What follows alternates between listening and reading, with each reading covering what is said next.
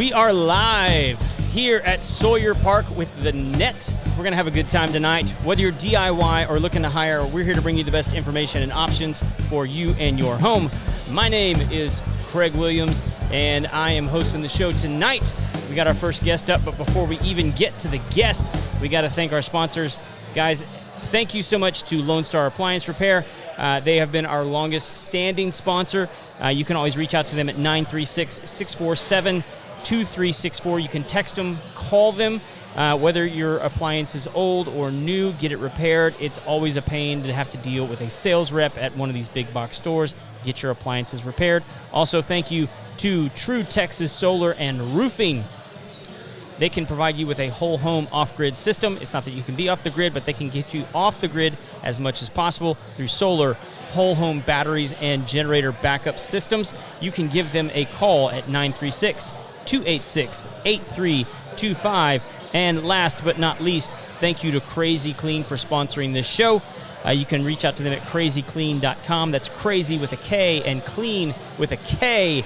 This is the solution for your toilet. Do not keep it from getting dirty. It's not going to eliminate. It's going to eliminate the ring. You're never going to have to scrub your toilet again. Kevin's son has not had his allowance in months now because Crazy Clean has been in the toilet, and the chore that his son has to do is cleaning the toilet. He hadn't had to clean the toilet in months, guys, because Crazy Clean is in the bowl. It lasts for up to 10 years. Don't have to replace it. It may even last longer than that. You don't know. But anyway, we got a fun show for you guys tonight. I have with me, sitting down, Mr. Peter, am I saying Catalano? You are. That's the first time somebody said my name correctly. Oh, thank you so much for that. Thank you, awesome. Jesus. You've done this before. Just a couple of times. Let me see if I can get us both in the shot here, and then we can get rolling. Both in a shot. Boom. Did it. I like this. I'm brilliant. You are. People have told me that. You and I have chatted a couple times. You actually came up to me after I was giving a talk at a networking group, and you're like, I really like that you were talking about values. Yes. And so I'm intrigued to get into that. Yeah, that right here, Bubba. Yeah, thank you, sir. I'm going to hand you this empty. See how this works? And he's not even the waitress here. I know, but his legs look good. But let everybody know who you are. You know, this is, I always feel like this is kindergarten cop. It's like, who's your daddy and what does he do? But let everybody know who you are and what you do. I am Peter Catalano. I have been a financial advisor since 1992, so I don't know if I have enough fingers and toes to count how many years. But, yeah, I've been in the financial planning world that long, Craig. Okay. And so what is, for people that don't know, what is financial planning? Good question. So financial planning covers a lot of different areas. From my perspective, I cover the 5 areas of financial planning. They are cash flow, investments, insurances, legal, and tax. And I like to make sure that all 5 areas are covered in perfect order every year for my clients. Do you find that like most people like have one or two and are lacking a couple others, or like what is the normal that you find when you're setting up a new client? So the normal is most people don't have maybe one or possibly two, as you said, but all 5 areas is hard to get to because most of the other guys, not to disparage anybody, there's a lot of really great people out there, but most of the other guys call financial planning just working on one area, typically investments and or insurances, because that's where they get paid the most amount of money. Okay. But they don't really collaborate well, and my claim to fame is I like to collaborate with the other subject matter experts who undoubtedly know a lot more than I do. Okay. And like, I think most people's hesitation, and when you're saying like you need 5 areas to be covered, like is most people's hesitation in that is that they feel like it's going to be too expensive, it's going to cut into too much of their monthly budget. Like what is their hesitation in not being, fully planned, I guess would be the way to put it. Really great question. I haven't had that brought to me before, so I love this already. So I find that hesitation is not necessarily about the money. It's more about unawareness. They're just not aware of what is available to them and what these 5 areas are that really need to be. So, for example, let me just help break it down a bit. My claim to fame is values-based financial planning, which we can talk about in a minute here, but, legal and tax work together. Cash flow and tax works together. Investments, tax, and legal works together. Right. So a lot of people just don't know that we've got to check in with the other subject matter experts to best understand what's going on. So if I may, for example, Sure. a lot of my clients like using real estate as an asset class. Okay. Which I'm one of the few financial advisors, I think, who are. I'm okay if somebody wants to use real estate as an asset class. I think it's a great asset class. Oh, yeah. But understand the volatility that can occur in real estate, as well as it can occur in stocks, bonds, mutual funds, whatever asset class you want to use. Well, real estate. Let's go down that road for a minute. How is it titled? Who's holding it? Mm-hmm. How are we structured? Did we structure it as an income property? And if so, did we structure it inside an LLC? If that's the case, I want to collaborate with the attorney. Right. I want to collaborate with the accountant. Yes. To make sure we understand what that entity is going to produce. Now, if I may, look, I'm the advisor for the individual or the family, right? So I will work with you and your wife, and I will sit and say, what do you guys want? But then you have assets. Let's say it's real estate. We'll go down that road for a minute. You have assets that you're using to drive income. That income needs to support the goals that you two have decided you want to have. So when you say income, you're talking like if the real estate is set up like as a rental or an Airbnb or something like that? Sure. So when I say not income, one that you're living in. Correct. So Okay. when I say income, I mean income or growth. So let's look at what assets can do, right? A real estate as an example. Real estate can produce income, Airbnb, Sure. rental, whatever, traditional rental property, or it can reduce gain, right? We bought it at 300, we sold it at 500. There's a gain. Yeah. Okay. I don't care what the asset is. Is it real estate? Is it stock? Is it a bond? Is it a mutual fund? Whatever. Is it your business? Right. You've got this business of podcasting. It's great. This business can be sold. It's an asset in Right. my mind, right? And this asset has value. It produces income and has value. I treat it as an asset, producing whatever it needs to produce or it can produce, so you and your wife can live the life you want to live. Gotcha. And so what is, I mean, like you've got this book here, you've got this roadmap sitting here, and we got to wrap it up here pretty quick, Sure. but I want people to know, because you brought visual aids. I tried, but no, we're on podcast, so Well, why bring visual aids? Yeah. So, I mean, and part of the way that we even had started having a conversation is I was talking about values from a business perspective, using it as a filter to make decisions Yes. for your business. And you seem to resonate with that. How does that filter into like financial planning? Like what is, I mean, because you showed me the roadmap a little bit. Someone's, you're famous. People want to take a picture. Please send that to everybody that you know. Thank you so much. So how does that factor into how you sit down with the client and then start making decisions?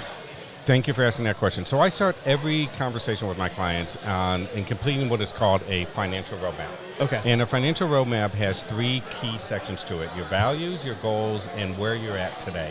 Okay. The most important part of the conversation I have with clients is to identify their core values. And I believe this, Craig. When your values are clear, your decisions are easy. Yep. Roy Disney made that comment. Roy Yep. Disney was Walt's bro. And Roy Disney, I think, was a pretty smart guy because he's the one who financed all the Disney build-out, if you know that Well, story. I mean, like, he's the business mind behind. I mean, He was the Walt business was the mind creative mind, but Roy was the business guy. Right. And Yeah. he got it done. And so I believe that when your values are clear, following Roy, your decisions are easy. And when your decisions are easy, it is because you're able to understand your core values and answer which decision that's being presented to me will as close as possible align to my core values. Yeah. Okay? Now, as it relates to finances, well, money touches everything, does it not? Yes. So if I can help clients identify their core values, align their goals to those values, because when you do what you do with your money, which is completion of the goals, if they're aligned to your values, you'll have fulfillment, believe it or not. Yeah. Okay? Now, here's the fun part. When life lifes you, Yeah. we simply realign the goals that have to change to those values. Goals rarely change, values rarely change, goals always do. Yeah. Well, I think it'd be fun to have a longer conversation about what happens when values change, because I know that if you stick with someone long enough, most likely their values are going to change at some point in time. So I've been doing this since 1992. Right. And so I've been doing that on the value train. It's kind of like the newest trend that's out there, in my opinion, right? And so I think I have a little bit of history. I think it's proven, right? Let me say this. Values rarely change. Sure. They deepen. Okay. So what I do with people people have greater conviction. Correct. So what Gotcha. I do with people is understand their core values, get them to articulate them. But then when we get together over the years, and I'm a very high touch kind of guy, I talk to my clients all the time. I'm looking at how their values are deepening, Right. and then helping them align their money to those deepening values. Awesome. Anyways, I love it. thank you. Yeah, we we got to have the next guest, but let everybody know how Yeah. they get a hold of you if they want to have a deeper conversation. I love it. I'd love to do a financial roadmap. For anybody who wants to do a financial roadmap, as I described in here, you can reach me at peter@pcatalano.com or just go to pcatalano.com. That's P for Peter, CATALANO.com, Peter at pcatalano.com. Easily set an appointment directly on my calendar. Happy to have a half-hour conversation just to see if this is even a fit for you. Yeah. If you could, do me a favor, jump on one of the feeds, either the YouTube or the Facebook, and just drop that email. Sure. And any other contact information you want people to have in the comment section. Sure. That way we can have it and put it in the show notes later on. I'll be happy to do that. But yeah, Thank you for that'd be the opportunity. easiest way for me to get a hold of it. Sure. Because I don't have anything to write down. I know, right? Now, I hope everybody else is writing it all down, or at least repeating this video over and over again to get it written down. Yeah, You'll yeah. be able to get a hold of us. Thank you, Craig, so much for Awesome, letting man. me be here. Thank you for sitting You're down. a great man. Thank you. Appreciate it. All right, folks. Thank you very much for your time. Guys, thank you so much for listening to what Peter had to say. It's valuable information when you start talking about financial planning. Talk about life. Yeah. And All right, buddy. I think we have a Mary good, Ann, do we have another person who's ready to lined up? I think we have Alicia Fisher coming up here in just a second. Mary Ann? Mary Ann? Hello? Mary Ann? Who's next? We're ready. Who's next? Yeah. Yeah. Who's next? I'll go longer. I saw her you know walk, me. I I saw can her talk walk by forever here today. just a second ago. She's I'm Italian. I can talk forever and ever, and I'm part of the Ananananam committee. Craig's over here laughing at my jokes. My kids laugh at the same jokes, which is kind of sad. yeah. I don't know where she is, but say what? I Yeah, think yeah, we're yeah. live. She's I'm right there. alive. Are you alive? Is she right here? Oh, she's ready to go. Well, let me step out. Thank you, Craig, for your time. Thanks, wait a bud. minute. I'm just going to wait for her to get here. Thanks, man. Guys, thank you so much for joining in the conversation. We are having a good time tonight. I hope you guys can tune in and leave a comment, leave a like, thumbs up, heart. Come on, girl. Hello. About the only way you're going to be able to hear is if you put the things on. I know the ladies that join the show don't like to put the headset on, but it's... Not afraid. So, That's okay. let me bring you in here. They're a little big, though. Okay, we're okay. Can you hear yourself? Yes, I can. Just get a little bit closer. Okay. Let me scoot. Scooch. There we go. All right. So look at this. You guys sponsored one of our events a while back, so I got your. I'm gonna put your stuff up while you're here. Oh, yay. Look at that. Yeah, I love it. Yeah. So what's going on? We're busy. Let me get it closer. We have started doing some more gas lines for generators. So, okay. Yeah, people get afraid when hurricane season starts coming around. They Yeah. want to get those generators installed. So we've been helping out some people doing that. Are those tough to put in? I mean, if they have an existing natural gas line, is it difficult to tap into that? I mean, how's that work? It depends on where the generator needs to be located, but because of windows and doors and there's safety stuff you have to it's think dangerous about stuff. the location of the generator. So it's really about where the generator has to be and how close the gas meter is for where we have to run the line. So sometimes it's very quick and easy, and other times it's going up and through the attic and going around and stuff like that. What about people that don't have a gas line? I mean, are you guys having to work with utility companies to put those in, or? Typically, people have the meter already. If they already have it, yeah, okay. Yeah. So, because I know a lot of people, we have a building on our property. It was going to cost us $10,000 to get the natural gas over to it, and so it was just cheaper to get a propane system put in rather than spending the $10,000. I think it cost us $500 or $600 for them to lease us the tank.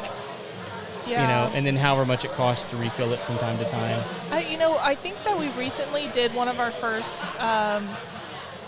helping out with that part of a project when they had a big propane situation. Mm-hmm. But most of the stuff, people have meters in their homes. I mean, and they're going to want to tap into that. Yeah. I mean, I know at my parents' house, like there was natural gas at the street, but they'd never had it at the house, and so they had to have like the natural gas. I mean, the utility company actually brought the meter in to where they needed it, and then the plumber came in and attached the generator. And it's crazy, but we have recommended some people to call their utility company and have them put in another meter because they want you to use it, so they're going to do what they can. So it's going to be much cheaper for them to do that than for us to run the line super far. Gotcha. So, yeah. It's a way for people to save money on it. Yeah. Well, I mean, like generators are super popular right now. People are wanting to get off the grid. They're not going to, in hurricane season is just around the corner here in Houston. And I don't know if you've ever been without power for a couple of days. Yep, definitely experienced that. Have you? Yeah. It's unpleasant. Oh, well, we lost power during Beryl. Oh, and geez. we also got hit with a stomach bug during it. Oh, so gosh. Double I had whammy. a lot of fun with my toddlers, and my grandmother-in-law was also living with us at the time and got sick. So, yeah, that was a very interesting experience that I do not wish to Do you have a again. generator now? We don't have gas in our neighborhood, but we have a portable. Okay. And that's another thing we're doing a lot of is the quick connects for the portable generators. Heck yeah. Which is not an option for us because and I also rent, so there's no options for that. So unfortunately we have to go and get the gas and deal with those lines and all of that. But a lot of people are, after seeing how it was hard to get gasoline for these during Beryl, people are calling us for those quick connects. I tell you what we did is I went and bought a tri-fuel generator. And then had John Wagner came out and put a 50 amp plug on my box that I can then plug that generator into my electrical panel and I can power everything. That's awesome. It's one of those, because for y'all it doesn't make a difference. You guys probably don't care if somebody's putting in a Generac or whatever. It's just like y'all are putting in the gas. Right. Most people don't know you can get a tri-fuel generator that can power like most standard homes for less than $1,500, and then you've got one that can run on gas, it can run on propane, and it can run on natural gas. And so even if you don't have a natural gas line, you can have gasoline, you can have propane. Now they're different electrical levels, but like you can have that there to plug into your house or, and the other thing I like about it is if I ever had like an RV or something like that, it's portable. You take it with you. It's not stuck to a concrete pad permanently to just do my house. It can do multiple things, and power lots of. It's got a lot of power, and the thing's remote control. It's super high tech. We did a review on it way back when, but like people have a lot more options than they think that they do. Yeah, and not everyone can afford those, but they are much more affordable than the Generac. I mean, like Generac, you're looking at like $15,000 probably. I think if not more. Yeah. I mean, they really get up there. There's a lot that goes into it too. It's not just getting the Generac. Yeah. Well, I mean, okay, so but like that's not the only thing. I mean, you guys are a full service plumbing company. You guys do commercial. You guys do residential. I mean, if the toilet. New builds too. New builds. Okay, you guys are doing new builds. Yeah, we are. How many are you guys doing? A lot of those?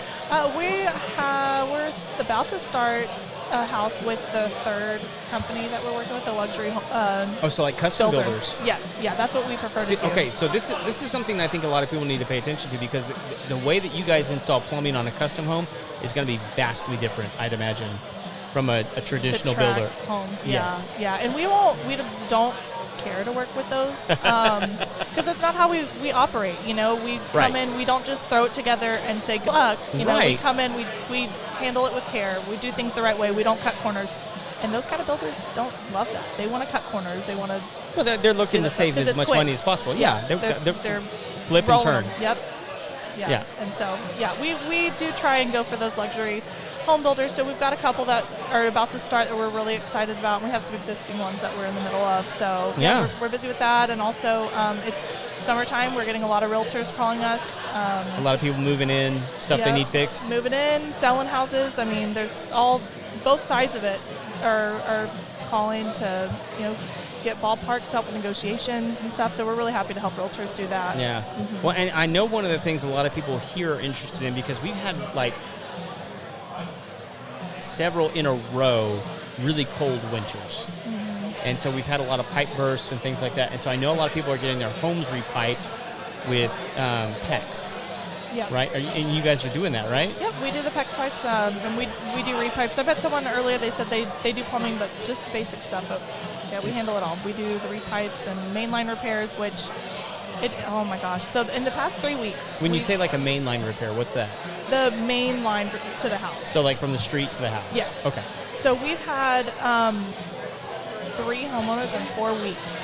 Newly purchased homes, like within the last couple of months. They just put all this money down to purchase a home. 2 of them were actually first-time home buyers.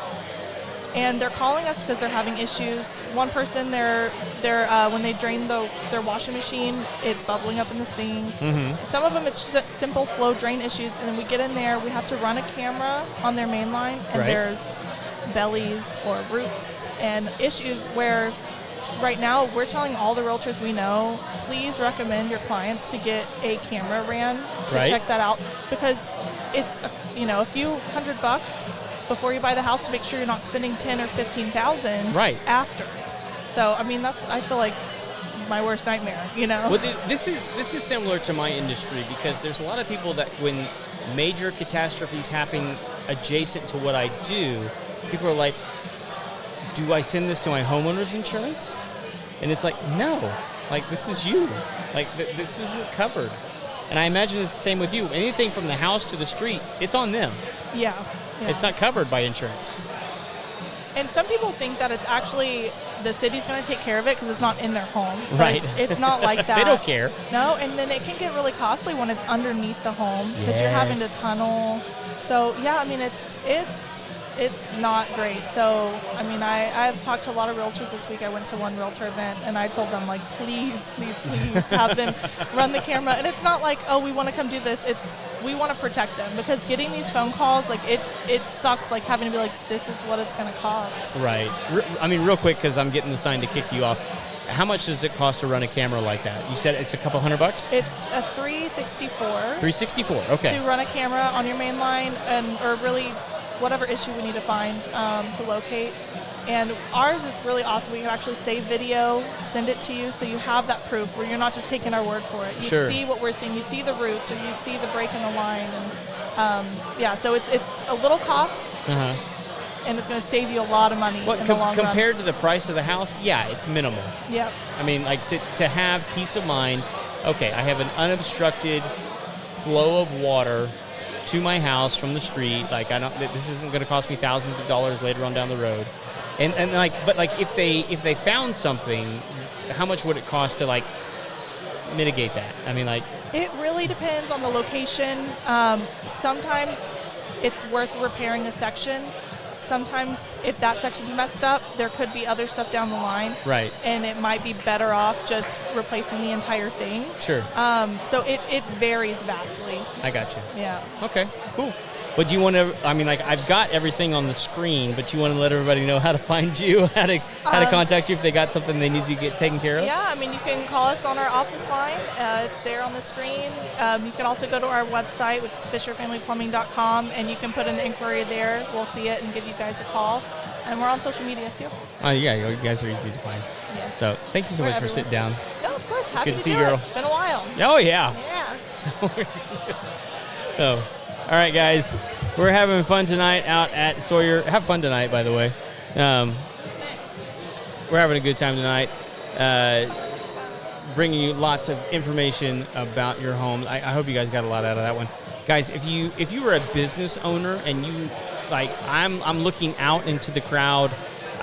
There's got to be somewhere between 60 to 80 people here tonight just for our event. I mean, there's probably like 200 or 300 people here just at the bar. This is a happening spot. There's lots of fun stuff happening here tonight.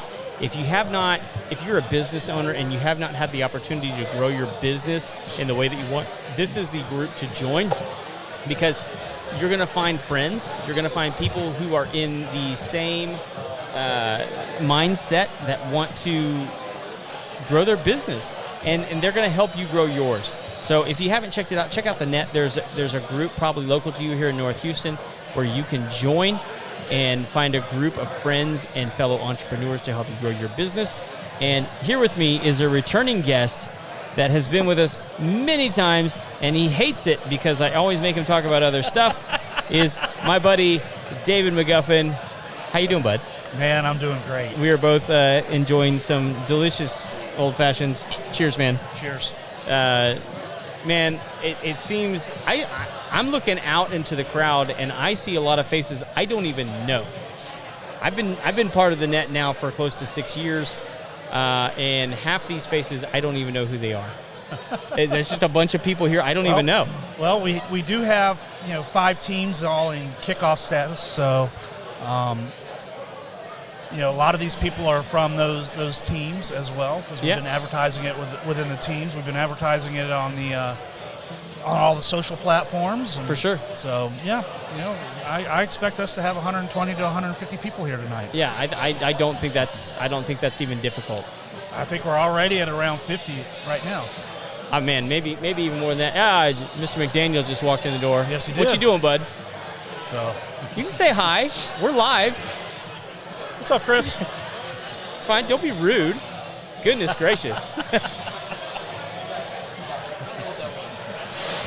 So, what's going on with you, man? I mean, I know like the homeowner show is now a client. Yes, of Space City Payments. So thank you for that. Thank you. Well, man, you're just going to make us get our money quicker. So thank you for that. Yeah. Well, we can do that. So I'm gonna swap this out real quick. Hang on. This is like It's a weird angle. Hang on.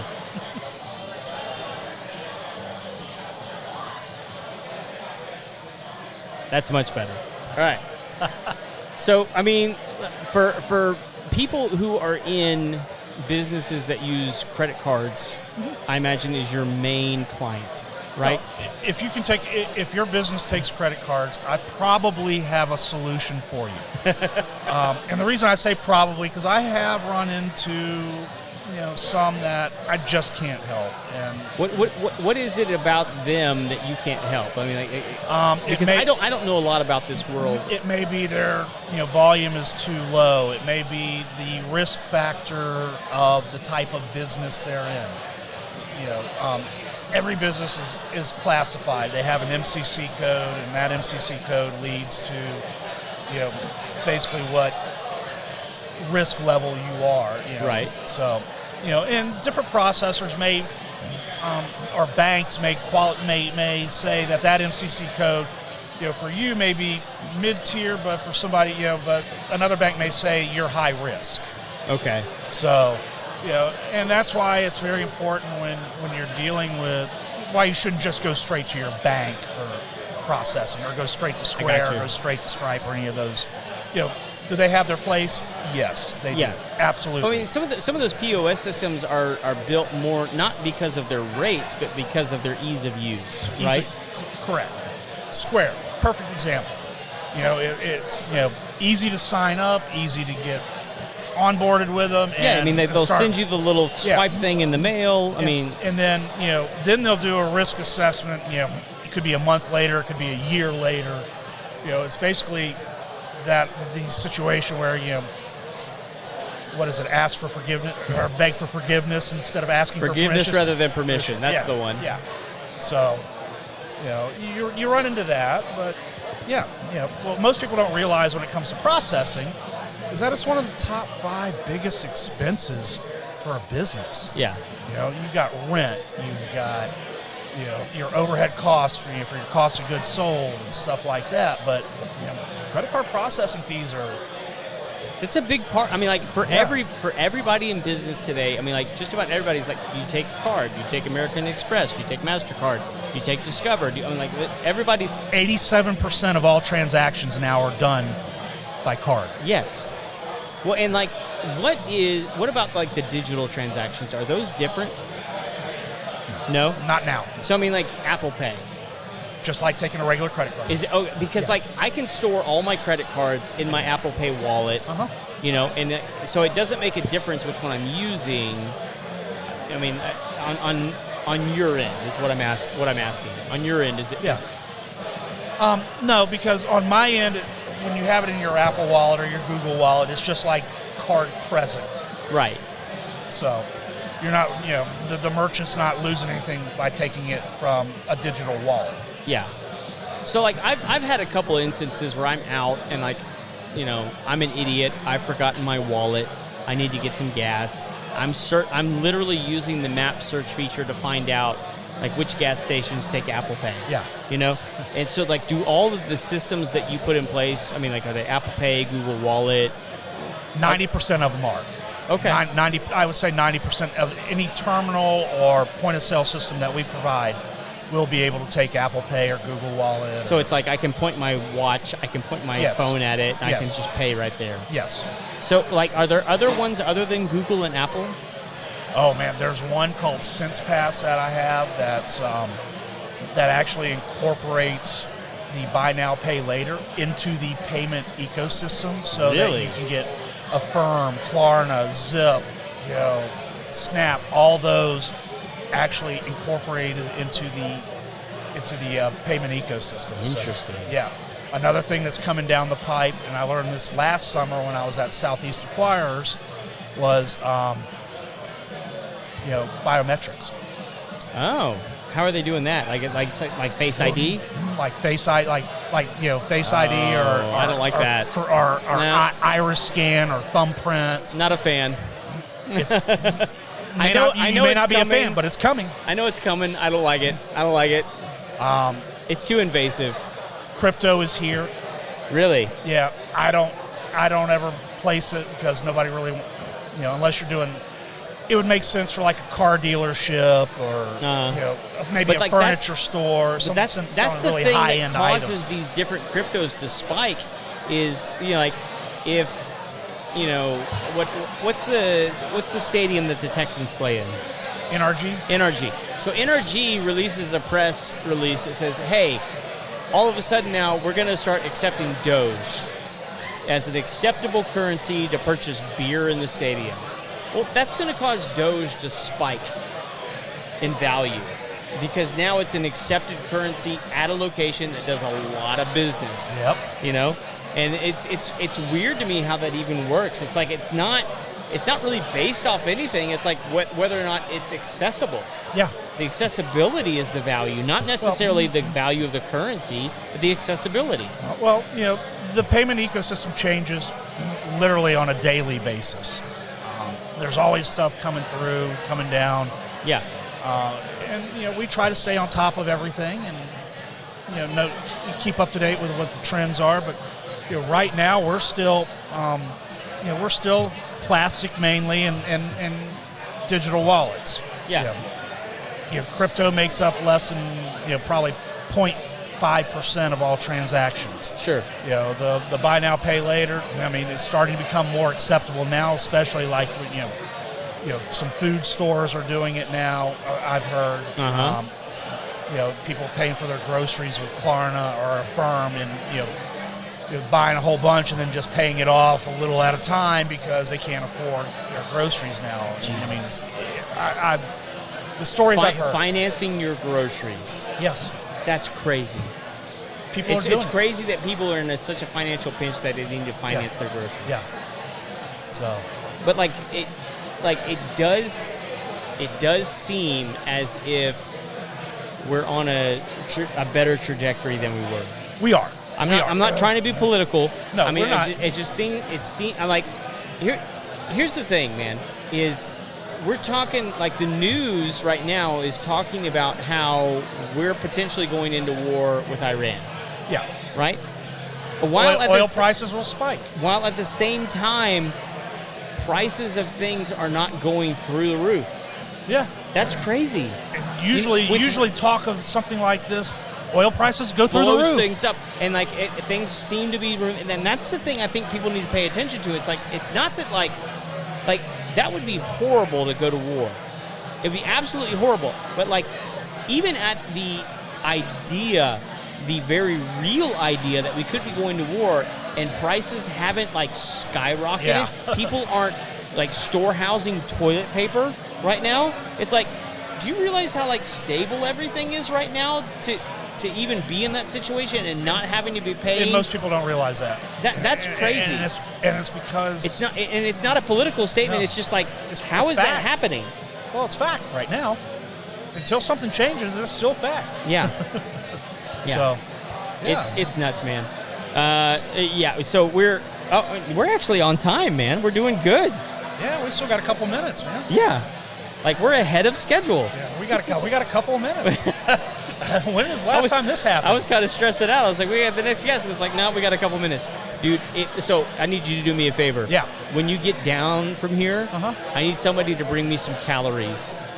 You need food, huh? I need some food. I need some food. I need some beverage. Like it's gonna be a long night, and like nobody brought me anything to eat.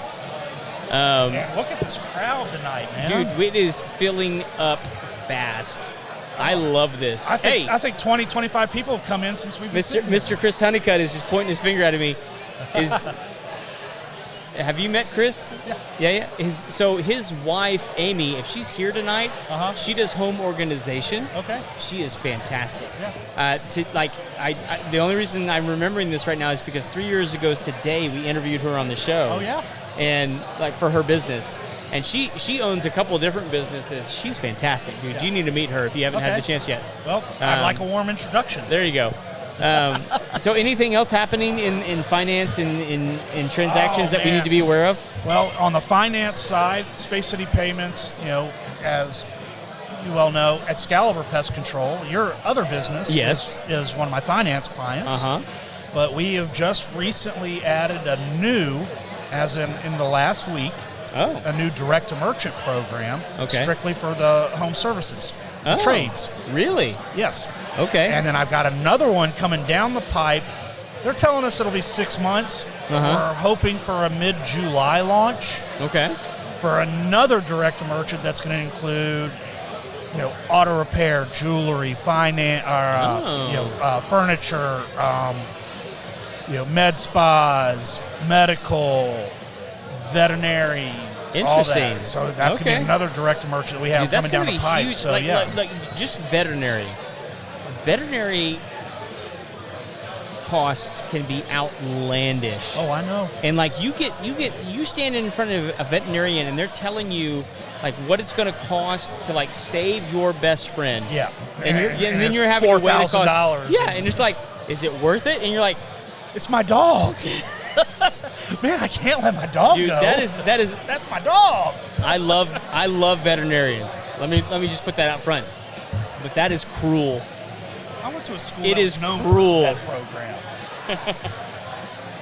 I went to a school known for its vet program. Me too. Yeah, well, you were known for more large animal vets, and we were known for more small animal vets. I like the large animals, man. Yeah. Like that's kind of that's you. That's my thing. Yeah. Dude, have you seen my new horse? I have not. Dude. I need to come out to your house. Yeah, so I got a new paint horse. His name's Jasper. Okay. Dude, he's my new buddy. Yeah. Oh, he's so well. You've had a rough go the last 2 years. I have. You lost what? 2, 3 horses? I lost 2. Yeah, I lost 2. That was rough. One of them I'd have had since I was 17. Oh. And I am not 17 anymore. No, you're not. I mean, you're not my age, but you're pushing it. It was a tough one, and like he taught every single one of my kids how to ride. Yeah. There's just something different about a relationship. Like dog relationships are good relationships. Yeah. Don't get me wrong. Yeah. Like that's a special relationship. But like a horse that's been with you for 25, 30 years. Yeah. That's just a different thing, man. Yeah. It really is. That was like when he fell. The vet couldn't get out to the next day. I literally slept on the ground next to him that whole night. Oh, man. Just because I couldn't leave him. Yeah. I couldn't leave him. I wasn't going to let him lay out there alone. Yeah. No. He knew. He knew. And he was much calmer because I was there. Yep. Even though he knew in the morning, like there was someone coming to finish what was going on. And I hated every minute of it, man. But there was no place else I wanted to be. Yeah. So, all right, now we're ready for the next one. Can you go grab Colleen for me? Sure thing. She's right there. Sweet. All right. Great talking with you, Craig. You too, David, as always. Yeah, if you can hook me with some calories and one of these, that'd be fantastic. Guys, thank you so much for jumping on the feed. We really appreciate you joining us for the live show tonight. Guys, if you're looking for a way to grow your business, join the net, or at least sit down with a group. Is it both of you? Yeah, both of us. Come on. So I got this one for you, this one for him. All right, let's see what we can do here.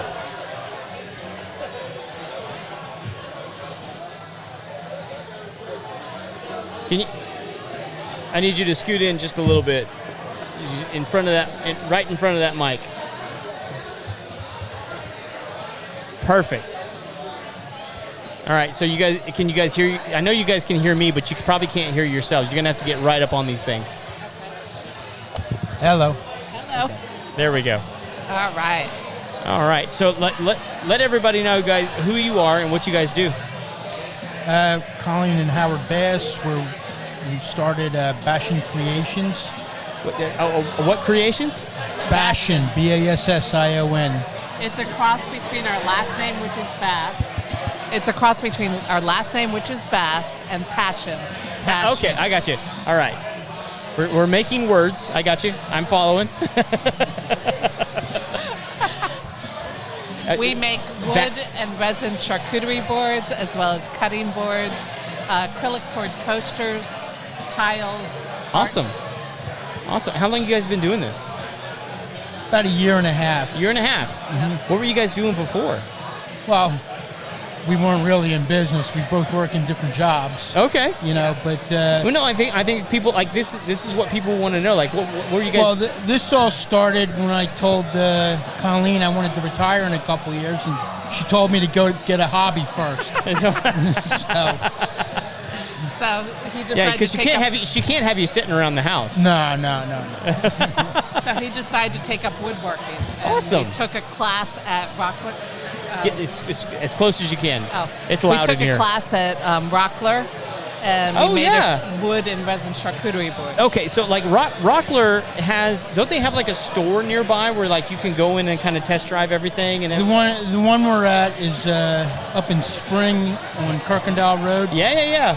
Okay, and they offer various classes from how to do the resin and woodwork, how to do use a router, how to turn stuff with wood on a lathe. And then we took the one class, and it's like, okay, I'm bit. And then for his birthday, I bought him a router. A planer. A planer. Yeah. Oh, okay, those are awesome. Yeah. Well, so let me ask you this: so there's the Rockler class. You guys, had you done any kind of woodworking before? I mean, was this something you'd grown up with, or never did woodworking in the past? Really? Just I watched a lot of videos on social media of guys making these river tables and all kinds of other stuff, and it's like, I bet you I could do that. But okay, so the river tables right now are huge. Right. I mean, are you guys making those? I just started making a couple live edge tabletops. Yeah. Okay. I got a lot cooking right now with that. I really only have a day and a half a week to work on this because I have a regular job. Yeah. But just enjoy doing it so much. I could go into my garage in the morning, come out in the evening, and it feels like I was there for 10 minutes. So. Well, and okay, so like charcuterie boards, live edge tables, all that in that vein. I mean, like, why? This is something that I've seen recently that's blown up. I mean, like, a lot of people are asking for this. Why is it that you guys think, and I'm asking this because I assume you're talking to the customer and they're giving you feedback and telling you, like, we want this because, are you guys hearing like a resonating theme throughout the people that are asking for your services, or like what is it? Why is it that they're so drawn to this kind of stuff? Well, it's realistically it's a combination of something that's functional, but also has an art feel to it as well. Because every piece that we create, whether it's Colleen's tiles or I do or acrylic coasters, for it. okay, everything is unique. Yeah. Okay, everything is a one of a kind. So because every tree is different. Yes. So it's just something that people want stuff that's different and unique. And we're not going to specific to them. I mean, like Right. you can't see this anywhere else. This is my piece. It's in my dining room or like whatever. Yeah. I got you. It's like this. We had to form a business, a little over a year ago, because somebody saw some of my work. Okay, and they're like, "Well, where did you get the charcuterie board?" I said, "Well, I make them." She says, "Really?" I said, "Yeah." She says, "Can you make 60?" Okay. I'm like, okay. Exactly the same? Like, I don't Okay, it would take me a while. Okay. Because he only has off 2 days a week. And then the next thing you know, that was on a Saturday, and then I got an email Monday morning from her assistant. Okay, can you make 75? And I was like, okay, yeah, sure. It was because it's a state institution. I had to go through 4 different departments, but eventually they selected a style, a wood, and a color, and I ended up making 75 for them. I had to become a business Really? so they could pay me. Okay, so kind of forced to.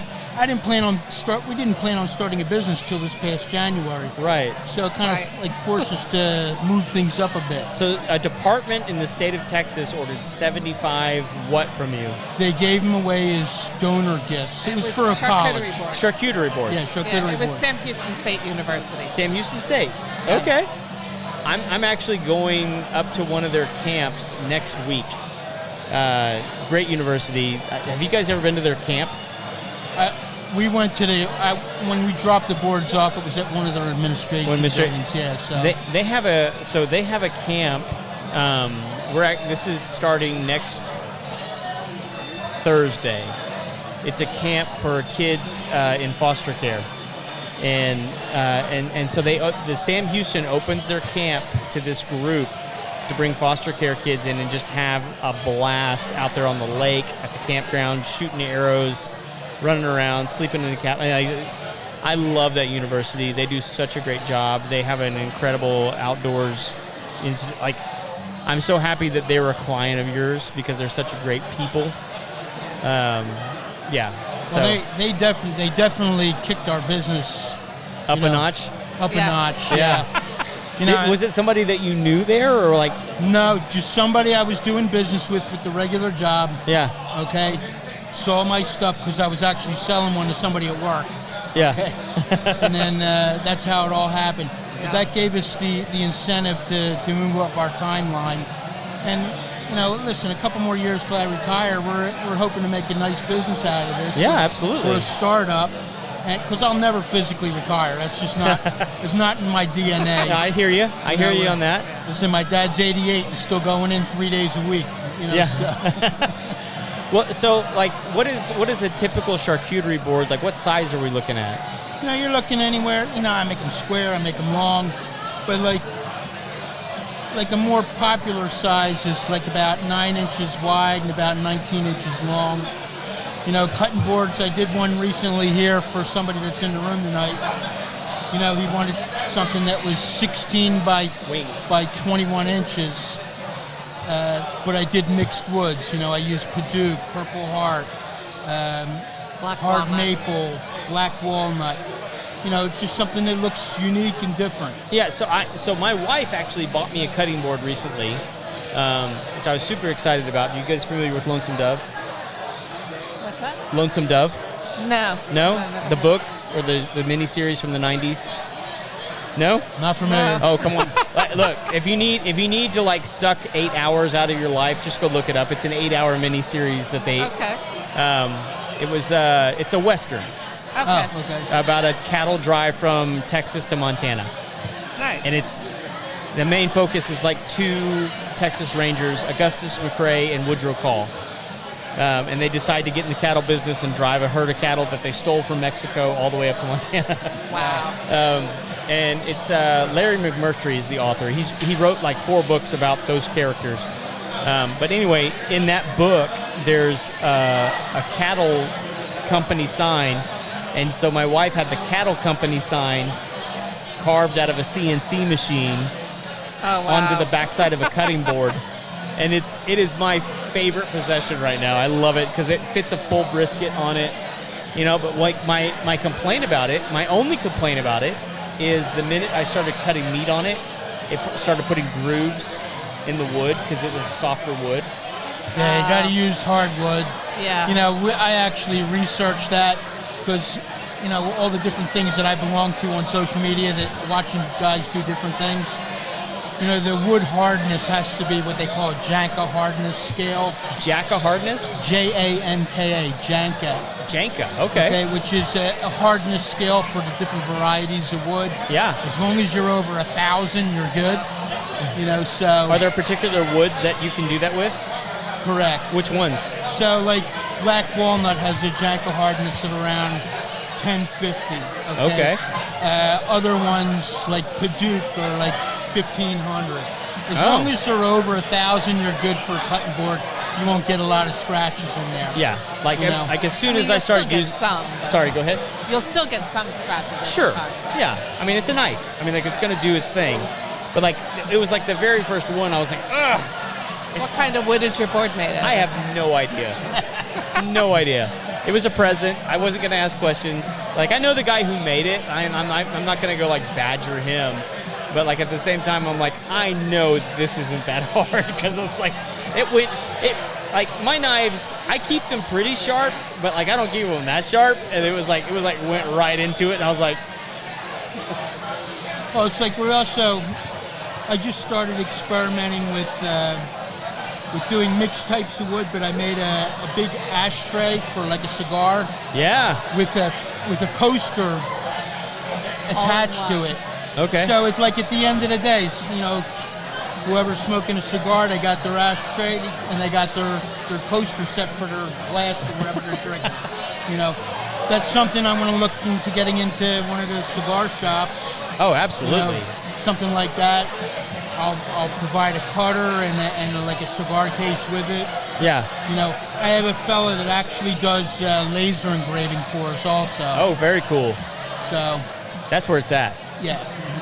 So, all right, so I'm getting the signal to move on to the next one, but like I want everybody, so if people are looking to get a charcuterie board, a cutting board, what other, like, I know the live edge tables, any other? We sell acrylic cord coasters.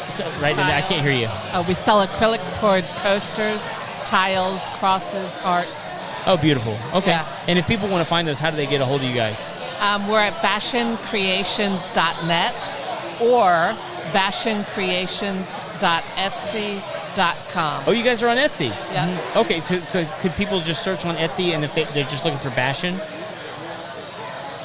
I think so. You think so? Okay. Yeah, I think. Okay. I know a lot of people shop. I shop on Etsy a lot. I mean, like for stuff that I need, for like very specific things that I'm looking for, and so like I know people like there's specific shops on Etsy, right? We also have a shelf unit over at the Painted Tree. Where's that at? That's up in 1960. Yeah, 1960 okay. in Spring. Back in the day, I worked on I worked for a church on 1960 for a little bit. Not anymore though, but the Painted Tree. Yeah. Painted Tree. Very cool. And is there? Did you guys have did you already say your website? Yes, I did. And is there a phone number for people to get a hold of you or anything? Yeah, 936-537-1410. Awesome. If you guys could do me a big favor, jump on the live feed and just drop a comment with like your website and any other contact information that you guys want. That way we can pull it and put it in the show notes. Okay. For people to find. How do It's on Facebook or YouTube. Yeah, just search for the Homeowner Show. It's right on there. It's super easy to find. And then just drop a comment, and that way we know we can grab that information super easy. You got it. Awesome. Thank you guys for sitting down. Thank you for having us. Yeah, y'all have fun tonight. There's lots of people to meet.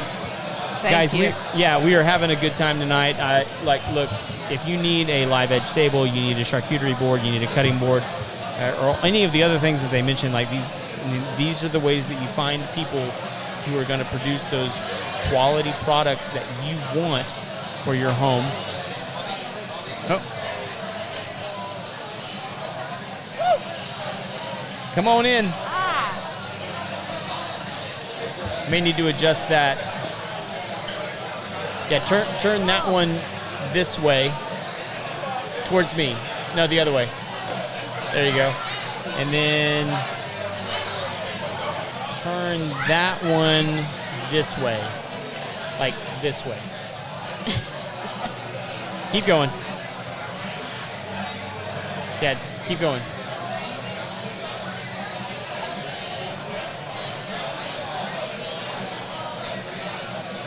No, just turn it this way. Till she's in the middle.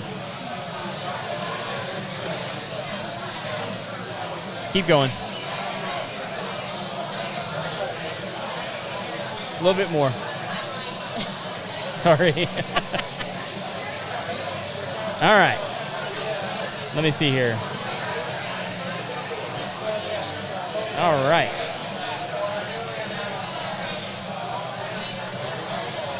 Let's see here. Sorry, friend. Give me just a second.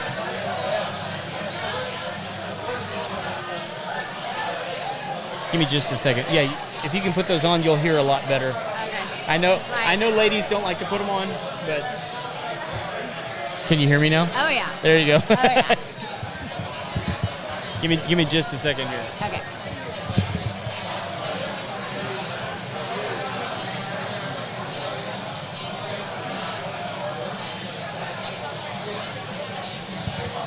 That, I think, is perfect. Yeah. All right. Sorry about that.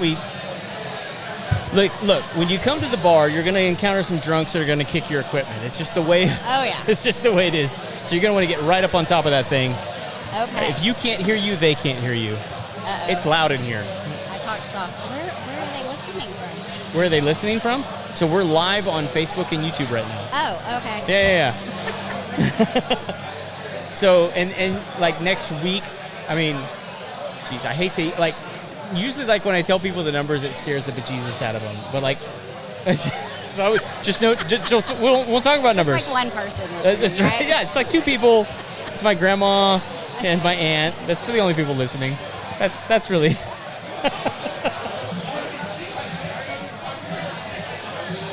Let's see which one. Talking that one real quick. Try it again. Hello? There we go. Oh, yeah. I found you. Yep. Just wanted to turn the one off that wasn't being used at the moment. All right. So, are you Trisha? I am. All right. I got a list. I want to make sure it's accurate. So, if you could let everybody out there, the two people that are listening, let everybody know who you are and what you do. Yes, I am Trisha McIntyre. I am a mortgage lender of 12 years, and I work with Fairway Mortgage. Okay, and you are everybody's favorite person right now, right? I am, always, every day. Nobody's complaining about interest rates or any of that kind of stuff, No, right? not at all. Not at all. No. So, like, I know people are complaining about it. I know it's a thing, right? And like, I know that you're hearing about it. Yeah, just set it right there, man. You are the man. Thank you. Like, what is? I've dealt with this topic so many times on the show. I'm kind of trying to like gather my thoughts and take you in a very specific, not a specific direction. I know where you're going.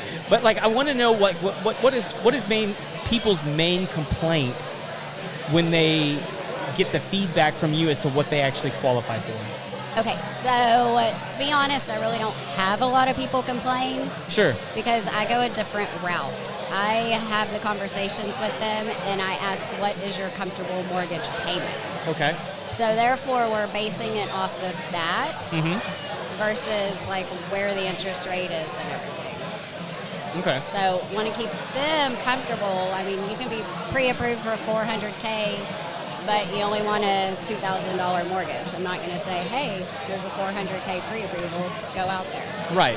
So, But I mean, like, when you're talking about like a starter home, I mean, back in the day, it would be like, okay, you only need to be approved for like $100,000. Starter home now, what are you seeing? Oh gosh. Well, it's going to change from area, Sure. but Where are you mainly operating? currently right now, Brazoria County, because I just moved from Brazoria County. Okay. But, I mean, I pretty much do everywhere. Okay. But a lot of my business is from there. So there, I would say about 250. Up here, probably more like 350-ish. 350 as a starter. Probably, yeah. That's insane. I mean, like, I'm not saying that I'm not saying that like, I don't believe you, but like, I mean, like, we're probably not that far off in age. No. I mean, like, it's not. I mean, like, my parents bought the house that they're in right now, which, by the way, is a 2-acre house near 2920 and 2920 in Kirkendall. 2-acre estate. They paid $92,000 for that house. Right. Yeah, and like today, they could sell it for anywhere from like $600,000 to $800,000. Right. So, It's nuts. Yes. So kind of what I kind of wanted to touch on too today was like renovation loans. So it kind of goes on with what you're talking about right now, because there's a lot of homes sitting on the market that need some TLC. Right. So are you the one that I heard about that used to flip houses? I didn't flip houses, but I'm kind of renovation loan queen. Okay. Okay. It's kind of my niche. But I mean, there could be a house sitting on the market for $150, and then you can put like $50K, $60, right, and make it your own, and now you don't have to buy the $350K home. Right. So to me, that's kind of the route to go right now, because there's so many homes sitting on the market that just need some work. So, but you have to be careful with those homes, right? Especially around here. I mean, not necessarily. I mean, you have a contractor come out, do a bid. What I mean though is like when you start looking at like, okay, does that area flood? Yes. But they have to disclose that stuff legally. Correct. On the seller disclosures and all of that. But it's something to pay attention to. Oh, of course. Yeah. Yeah. I mean, like I'm working on a home right now that they've told me that the house has flooded 3 times. Oh yeah. And they're not leaving, and they're just like, well, this is just the way it is. Can you build it up? Well, that's a serious question. Like we just did an episode on what they're doing in California right now. Have you heard about this? I haven't. So they just had the big fire. And that like the insurance companies are pulling out of California in terms of fire insurance. They are in Texas too. In Texas, as far as like flooding and roof insurance and all that kind of stuff. Yeah. So in California, what they've done is they have the FAIR plan, but what they're doing is they're saying like, look, if you remediate your home under these conditions, the insurance companies are willing to come back in. And what they're saying is create a 5-foot buffer area around the perimeter of your home, which seems reasonable. Expensive. It's really expensive. Yes. And so like especially when you start talking about like the materials that they're okay with creating that buffer zone. And so like to your point, we've actually talked to some companies that raise homes. And like a lot of these are companies that have pivoted from doing foundation remediation to actually lifting homes 2, 5, 6, 10 feet up in the air. Yeah. That were sitting on traditional foundations. Yes. It's crazy. Yeah, and I mean, a lot of places too, if you're in a flood zone and it's new, now it's required, to build up. To even build anything. Yeah, or you gotta... I mean, I guess unless you have cash and you just got a contractor that's a rebel. But not very many people have cash these days. No. So are you doing a lot of traditional home loans, or are you doing... Oh, yeah. I mean, yeah, I do them all. Fairway's really good about... I mean, we pretty much have everything. So we're not limited on some things. We can... self-employed borrowers are another one that seem to get a lot thrown at me because I know how to make them work.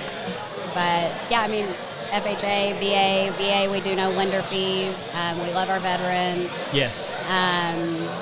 But yeah, we can pretty much do it all. Yeah, I have my own personal beef with VA loans. Why? So they're like the best loans out there. Ish. So many people think they're not, but they are. Let me push back on you on this. So I'm in pest control. I own a pest control company, and I know that every VA loan requires a WDO report. Yes. Right? And I also know that if you are a pest control person worth your salt, that no one passes a WDO. No? And if you have a pest control person that's passing you on a WDO, they suck. I was gonna say, Like they're not doing their job if they pass. interesting. No, like they tell you when they train you how to do these things, no one passes. Wow, because It's a CYA thing. yeah, no, It really I'll is. have to look into that because I mean I'm Like- trying to think how many I've gotten that have failed, and it's not that many. Right? And it's because they know it's a VA, and they know they need to push it through. Interesting. And then in that instance, they're not being honest. Okay. Yeah, it's a bizarre situation. It's like that's my very first question when somebody asks me, "Hey, can you do a termite inspection on the home? Is it a VA?" Yes. Because it's No, not I won't do it. gonna- No, because I know. Here's what I know is that if I do it to the best of my ability, that home's not going to pass, Okay. and that's going to screw that veteran. Right. Because it's going to hold up the loan, because the bank's not going to release the money until they know. And what that's going to require any buyer to do is to do a full termite treatment. And so you're talking about spending $3,000 on a house that you shouldn't have to spend. Right. Which is stupid. Yeah. It screws them, because it's supposed to be an incentive loan that honors their service. And now we're like tacking on all these additional things, and it's nothing you're doing. It's the requirements of the loan. I just know what they are, Yeah. but I know what's ethical for my business. Well, and but I haven't really talked to a pest control person before. Well, so like let me tell you how this can play out. I had an attorney friend of mine that bought a rather large home, and when I say rather large home, it was somewhere between 500 and 7,500 square feet. Oh, that's large. Large home, Yeah. right? He bought the home with the intention of turning it into an office, a multi-space office for his law firm, other law firms, and other businesses. He calls me and says, "Hey, Craig, we bought this piece of real estate. I need you to come out and start taking care of it to keep the pests under control. And by the way, I have some concerns about termites." And I said, "Okay, did you have it inspected before you bought it?" "Oh, yeah, I had it inspected." "Great. Could you send me the report?" "Sure thing." Sent me the report. Cleanest report Hey, that happened to me. I bought I've a house and ever nothing seen in was my on life. there. And I was like, this is kind of scary because I saw the house. It was an older house. It had been added on to a lot. And I start walking around the house and I was like, "Why do you have concerns?" He goes, "Well, I saw this, and this." And he had active termites on the house inside. And I was like, "Did they not report this? Did they mention this in the report?" He goes, "No, they gave me a clean bill of health. That's why I bought the property." I start going around the house. I found 3 active entrances where termites were actively coming into the house, eating the house. And it was just places that people typically wouldn't look. Yeah. And I said, "Look, man, you're the attorney. I'm just the pest control guy. I'm looking at you wondering if you're like a duck on the water. Like, are you planning to sue this guy?" And that's the problem, is like he now has standing to go after that company Yeah. to sue them because they did not find active termites in the house.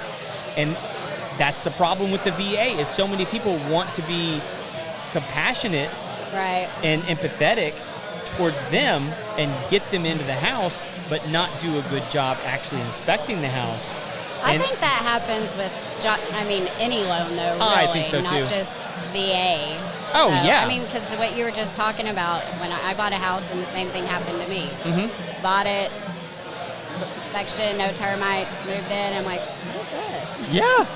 Well, but like, Depends. but VA I think it's bank specific. Like, banks can require it, but VA is like the only one that requires an inspection Yes. anymore Yeah, for that. for a loan, as far as I know. Yeah, well, VA only requires the termite. Right. You don't have to turn in a regular inspection. Right. So yeah, they're the only one that requires it. New builds, but I mean, that makes Good luck. I mean, they do like a termite soil thing. I don't know, Yeah. but no, VA is the only one that requires it to be turned in. Yes. Yeah.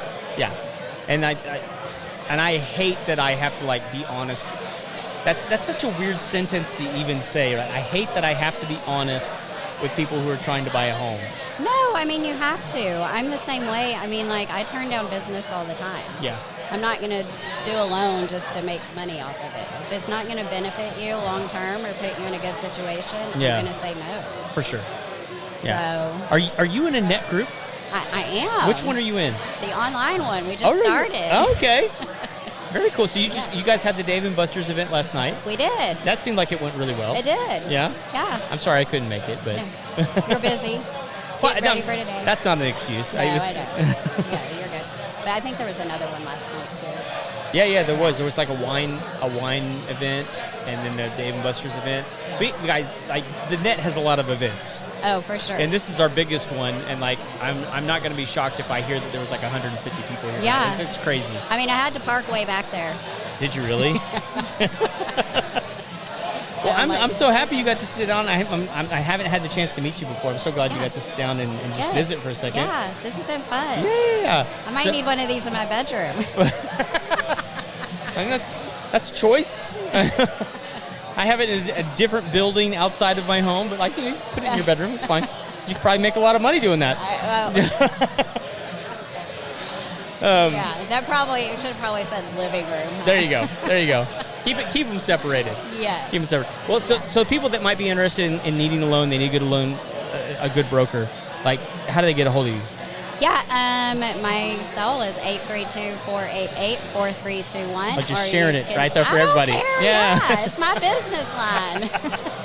We're gonna get a lot of unwanted That's text fine. messages. It happens every day anyway. Oh, sure. Yeah, of course it does. But no, and if you Google Trisha McIntyre Fairway Mortgage, I pop up. So. Awesome. Yeah. Thank you so much for sitting down. If you get the chance, jump on the live feed, drop those links in there.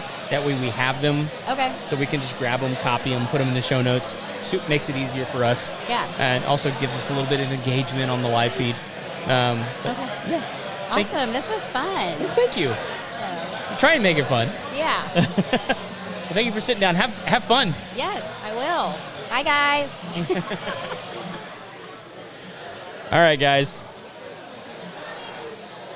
We're having a good time tonight. I'm gonna take a bite of my wing. Let's take like a 2-minute break here, and I'll jump back in with my next guest.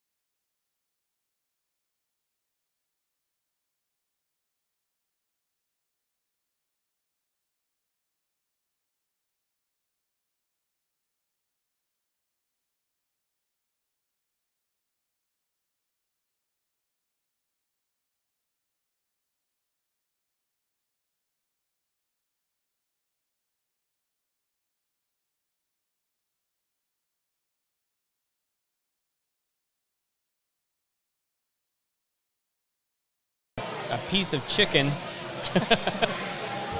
And that sounds less cool than it actually was. It was delicious chicken. Like, they have good wings here. Yeah. I don't know that they have much else good here. It's a bar.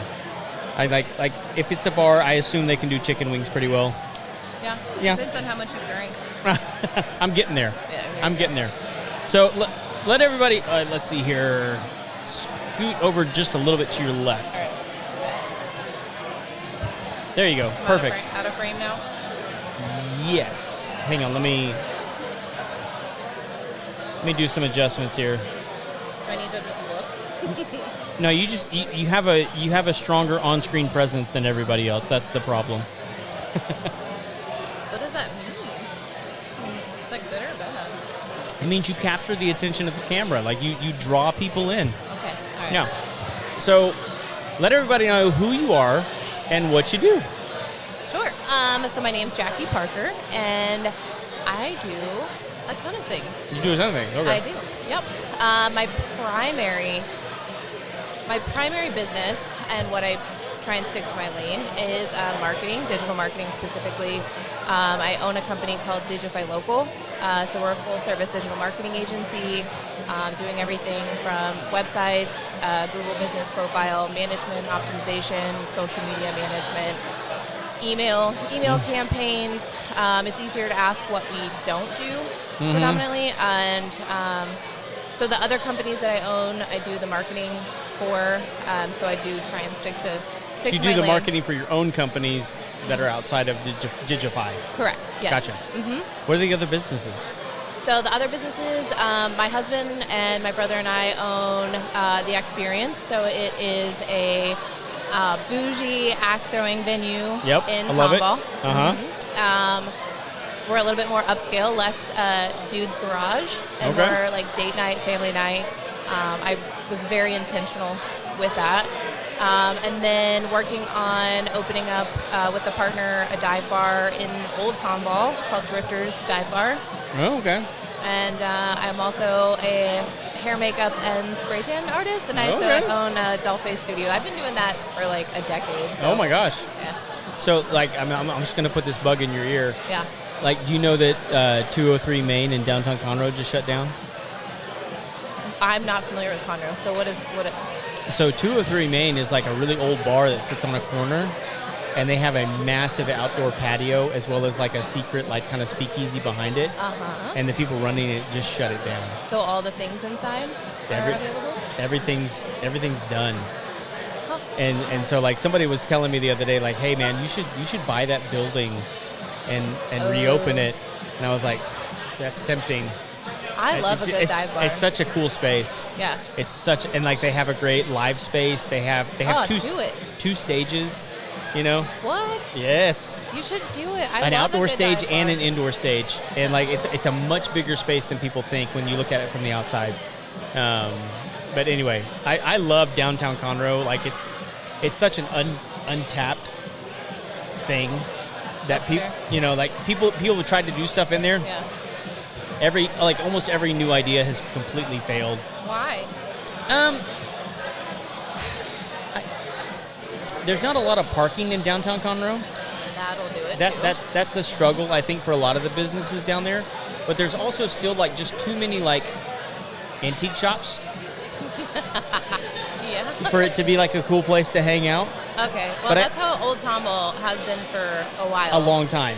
Yeah. So finally, it's like getting up to snuff with things to do. So yeah. So but like there's other people that are moving into that space that I think are going to transform downtown. I feel like it has to be like a collaborated effort. Yes. Like everybody gets together and be like, all right, you do this, you do that, you do that, and then we'll have a fun time for everyone. Yes. I'm with you. So like, okay, so you mentioned something that I want to have a conversation on, the Google My Business. Yes. So how has that changed in recent days?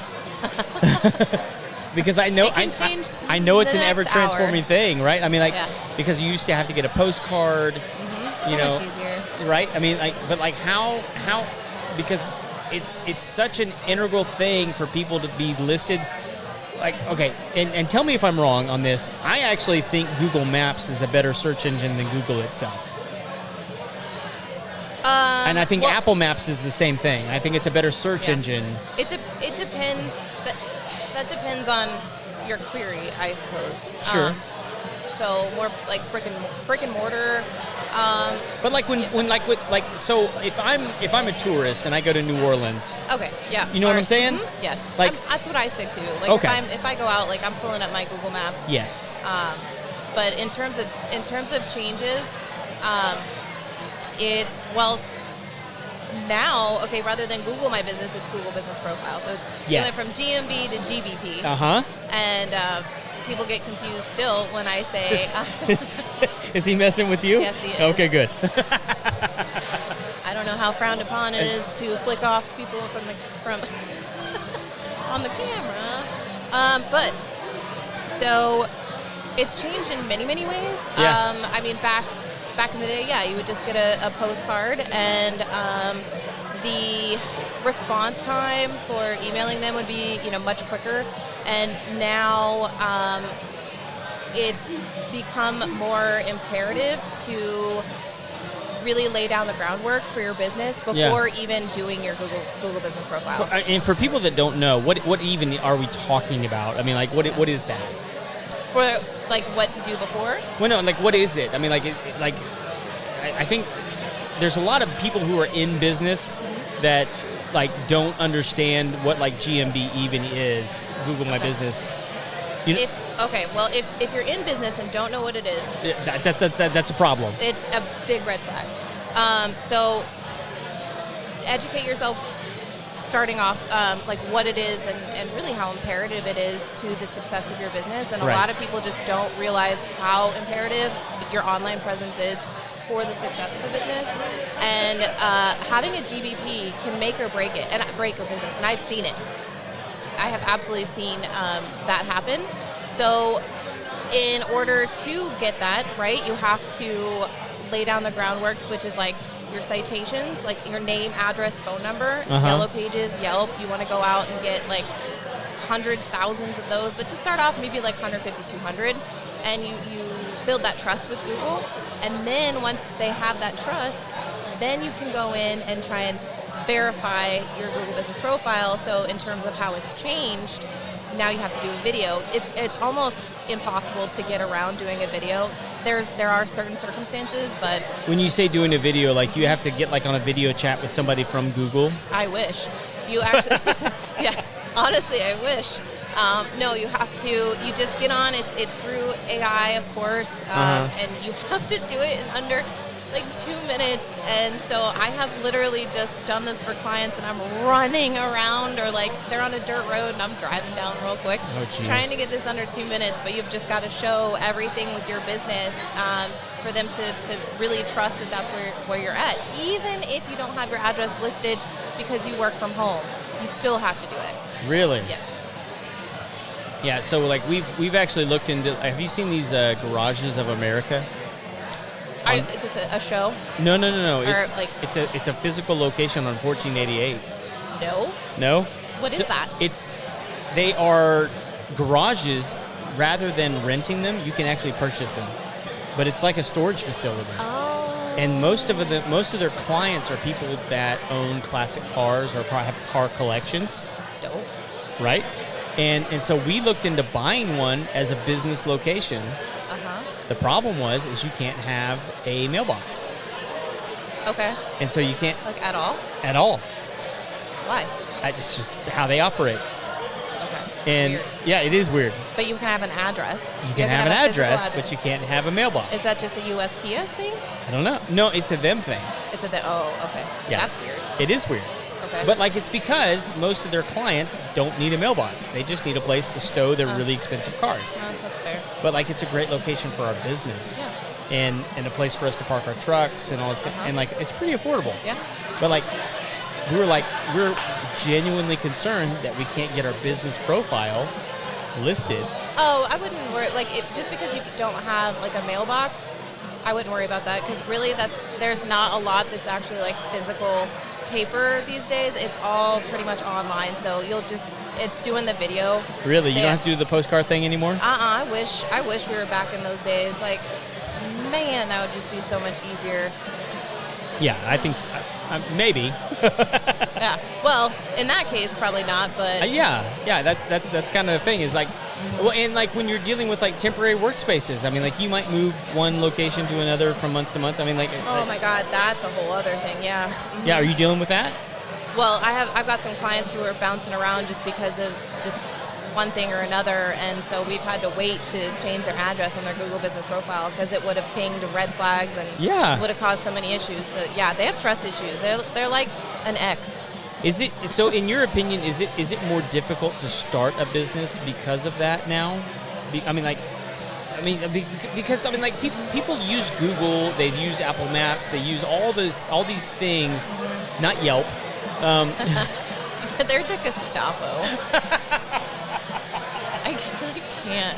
So, tell me all the truths that you know about Yelp. Go ahead. It's fine. Oh, man. Do you want it? Like, I'll block somebody so fast. Do it. Well, okay. It's more of like a boomer, it's more old school to like get on Yelp. You just said boomer.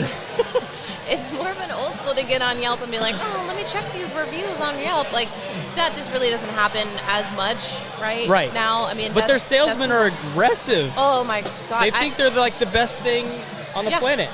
I've gotten yelled at by some Yelp guys before. We've gotten into it. I was like, stop calling. It's like the Gestapo. I swear. It's gangs of. Well, it's probably the same way that like so we've had a couple of pieces go viral. The one that's like gotten the most traction is when we yell about Angie's leads. Oh my God. Okay, we don't have enough time.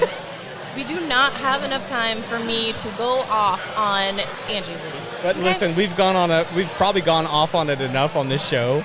But like, I don't want to be sued, but I swear. All I really have to do is mention their name, and then in the comments section, it's just like every business owner that's been in business longer than 3 years is like, they're the devil. Yep. I hate them. Yep. May they burn in the sulfur and the fire for all eternity. Oh, 1,000%. I mean, and that's what partially gives like digital marketing a bad name. They're like, I tried Angie's leads, and I'm like, okay, but we're not Angie's leads. We're not selling that one lead to 10 other people and making a god-awful amount of money on the one lead, and it might not even be a legitimate lead. It's not. It's like 9 times out of 10, it's not a legitimate lead. Yep. It's not. Yeah. Nope. It's just such a great. I know. Why not invest in your own business? Why not pump those leads to your website? And you build out your asset. So if you have an exit strategy and you want to leave your company, that website's worth money because it generates leads. Angie's List isn't going to do that for you. No, they don't care. They don't care. They literally just want the recurring income from that. They want to ping you every time something comes in that even remotely associates itself with your business. It's I have there's no love loss with me and them. Like I've used them in the past. They're the worst. Yeah. So you use it and you're like, oh God, and then you just keep getting calls, and it's like an obsessive ex that just won't leave you alone. That's the best way to describe it. It's just like that drunk dials you. It's like 2 a.m. Yes. And you answer the phone because you've been drinking, and they're like, hey, what are you doing? It's like they know. Yeah. At your most vulnerable moment. Yeah. They're like watching. You like whiskey? I know you're 3 deep. You answer this phone right now. Yeah, that's right. I knew you'd answer. Well, I mean, I gotta bring Paul and Deborah up here in just a second. But remind everybody like who you are, what you do, and how they get a hold of you. Absolutely. So, my name's Jackie Parker, and I own Digify Local. So, if you also like to throw axes, come out to the experience in Tomball. That is a blast. But the best way to really get a hold of me, you can go to www.digifylocal.com and either give us a call or message us, and I would be happy to help. I do free consultations if you need help with marketing. If you have GBP questions, I'd be more than happy to help. Like, even if you don't want to be a client, whatever I can do, honestly, to help a small business, I know the struggle. So whatever I can do, that's my philosophy. Awesome. Thank you so much for sitting down with us tonight. Thank you. I hope you have a good time tonight. I hope you This room is getting crowded. It's like getting more and more crowded by the minute. I'm here for it. I love it. I know. So awesome. Good to see you. You too. All right. Thank you. All right, guys. We got returning guests that have been on the show before. You know them, you love them. Paul the plumber and his wife, Deborah, wife of Paul the plumber. Yeah, you guys come on up. We were having a good time out here at Sawyer Park Ice House. Such a cool atmosphere. There's so many people here tonight. If you have not had the chance, head this way. We're having a good time tonight. It's going to be a fun time. We have lots of people in the room, lots of business owners and entrepreneurs. Yeah, scoot on in. We got headsets and microphones for each of you. Guys, the net is growing like crazy. Jonah, if you need to adjust the camera, just move it however you need to, bud. You can set it down if you need to move it. Sorry, what? Where are you saying? I'm saying if you need to get them both in the shot, just move that camera right there. All the shots are there? Yeah. So. All right. How are you guys doing? No, what? All right, hang on. Try that again. Pretty good. There you go. Pretty good. You got to be way closer to that thing. Bring it into you. Okay. All right. Is this better? I can kind of hear you. Oh, Lord. You got to speak up. It's loud in here. It is very loud. I mean, all right, let me see if I can figure out who you are. Go ahead, talk again. Okay, it's loud, and I'm Deborah. Is Okay. it good? I'm Okay. usually pretty loud anyway. That's what Paul tells me. Yeah, I've been told this. I'm okay with that, though. So, have you guys been here for a while now? What do we get here? 5:30, 5:45? About an hour and a half. Hour and a half? Like, how many people do you think are here right now? 100, 120. 120? I think that's fair. Yeah, I mean, like it's grown substantially since we started doing the broadcast. It really has, and I guess what blows my mind is how many, from where we started to where we are now, and all the teams we have. Yeah, You know? I think we're up to 8 teams. And it's so much more room to grow. Yes. Where each team has not all the seats filled. No, So, not even close. so I mean, and that's not to say that we're doing bad. It just means that we have a lot of opportunity for new businesses to move in and seize opportunity yes, to be part of a great network. And most definitely. yeah, you know, and it's not, and you know this. I mean, it's not just like you're not just in that one group, because here everybody's here tonight. Yeah. You know, and Most like, of everyone. yeah, and so like we have the access and the opportunity to have those conversations, to hear about how people might be doing things differently. Yes. You know, because we already had another plumbing company on tonight, but like they're telling me that like a lot of what they're doing is generator hookups. Are you guys doing a lot of that, or are you guys doing something? We do a few of them. Yeah. It's hard to say it, but if it wasn't for this group, we wouldn't be here. I mean, this is where we launched basically in the original group. Yeah, We launched out of that, and that's it's what like 6 started years us. ago, right? How long have you guys been in business It'll be now? 7 years in November 10th. 7 years is incredible, because most people fail after 5. That's what we've been told, and I'm going to tell you right now. So anyone Right up here. Come on, people need to hear this. Okay. Whoever's in business now, understand that year 5 is one of the hardest years there is, because everything's going to be thrown at you. And if you can make it through that, you've got it. You've got it.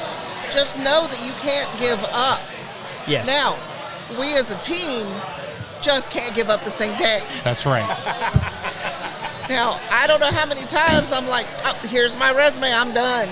And he's like, you're not going nowhere. No. Yep. I'll yep. double your pay. And then Yeah, okay. I mean, somebody's getting paid less. Is that what pretty much. I've played that game. Brandy's gotten a raise a time or two. Right. It's a hard dynamic when you're husband and wife trying to own and run a business. Yes. And I've got the experience in the trade, and I've got really in-person people skills. Yes. With customers, and so that's my strength, and everything that's my weakness is her strength. Yes. And I'll tell you, you don't want me in person. You don't want me in person. Can you not hear me? Am I still off? Yeah. I mean, like. I'm trying, but I don't want to get so close. I can hear you, but like it's fine. But I want people to hear me. Can Yeah. everyone else hear me? I'm gonna turn you up as much as I can. Oh, Lord have mercy. Okay, so my strength is over the phone. I will say this. I'm funny, I'm compassionate, and I can get business done, but everything's over the phone. Because I don't have to look people in the eye. I'm like, because I feel, and maybe it's an insecurity, I don't know, but I usually like to talk people off the ledge. So when somebody calls in and they don't know plumbing, that's why they're calling.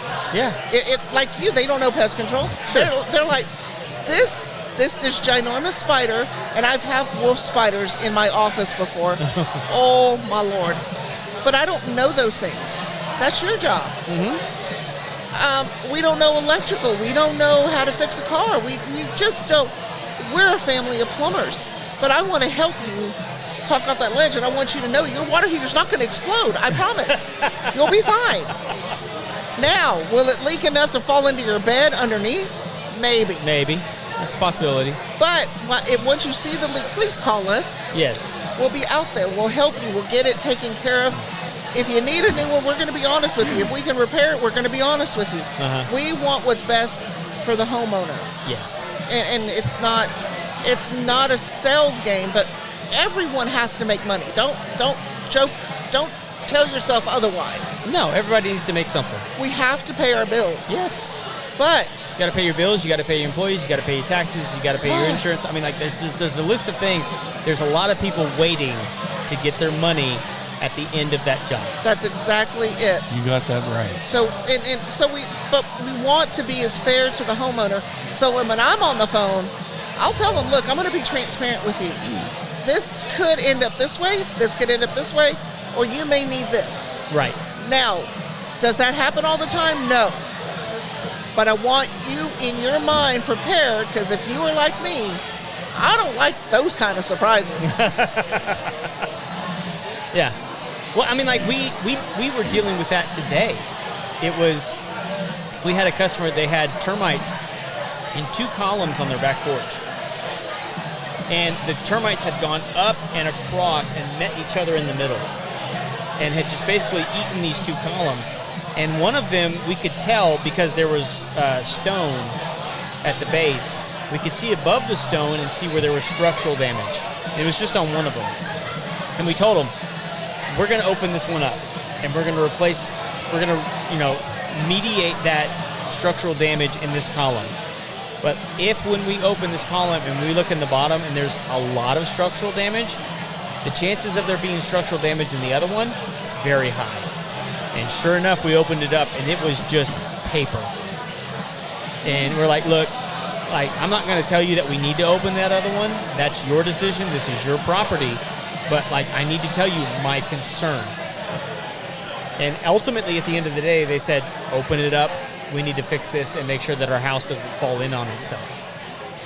But that's how you garner that kind of trust with the client, is telling them everything that could potentially go wrong down the line when you're dealing with a situation, and just having that conversation. Most people are more afraid. They can concoct way worse situations in their head than you could ever tell them. Yes. Yes. Because most people, in my business, I walk into situations where oh my gosh, this is going to be $10,000, $20,000, and it's we can fix this in 2 or 3, and they're like, whew. But you tell them if their normal is it's going to be 2,000 or 3,000, they're like, you crook.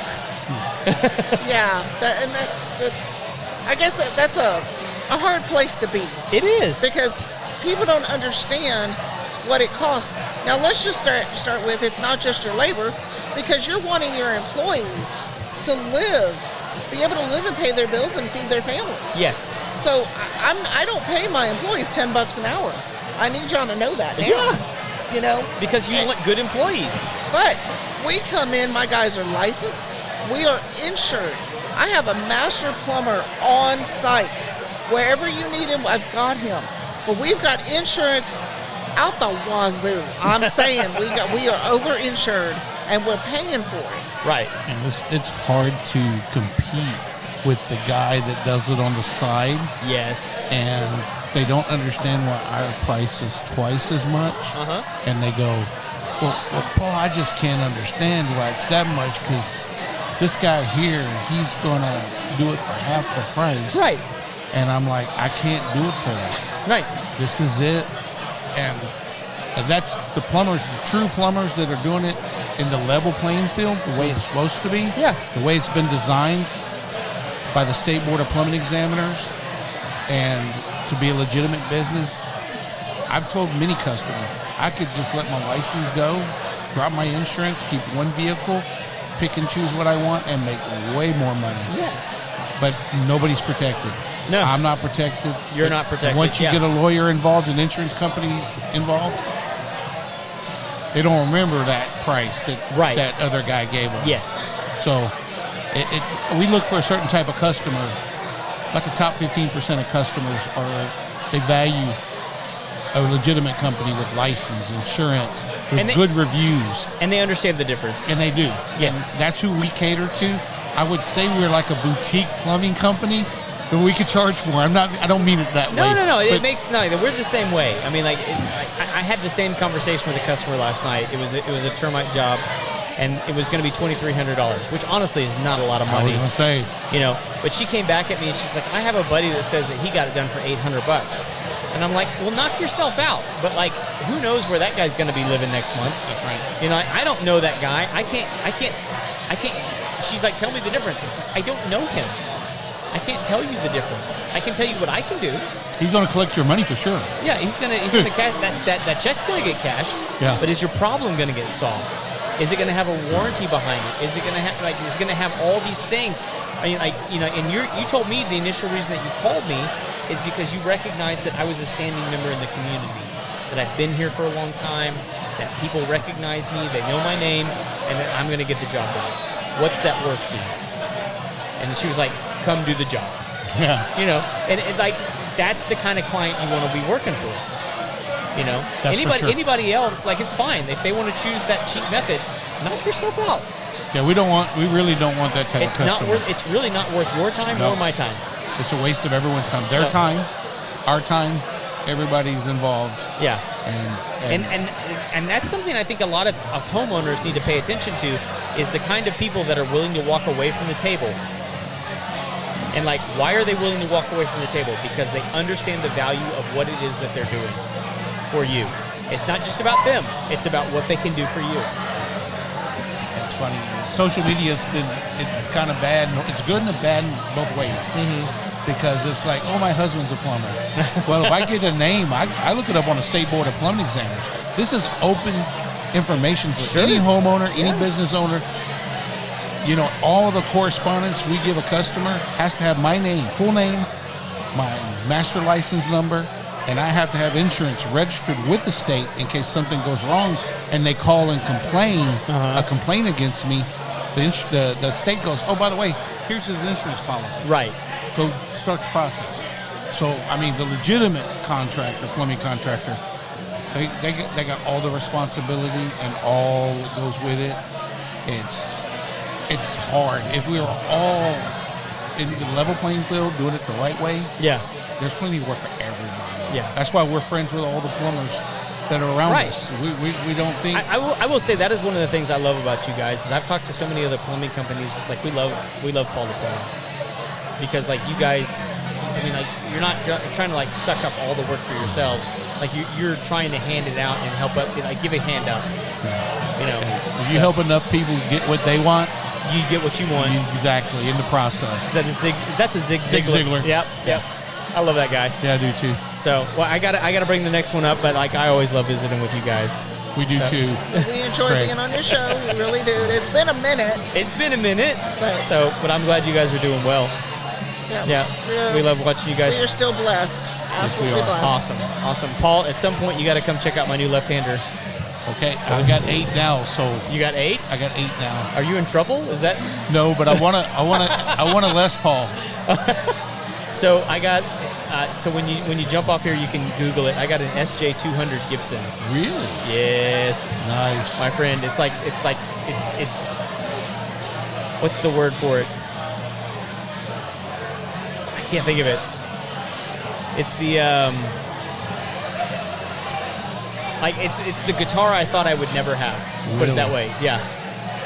And I went to order one, and the guy told me it's going to be 5 to 6 months before it even gets in. And then he called me last Tuesday. That's left-handers. Yeah, right. Yeah. He called me last Tuesday, and he said, one just came in. Do you want it? And it was at my house by Thursday. Wow. And it is gorgeous.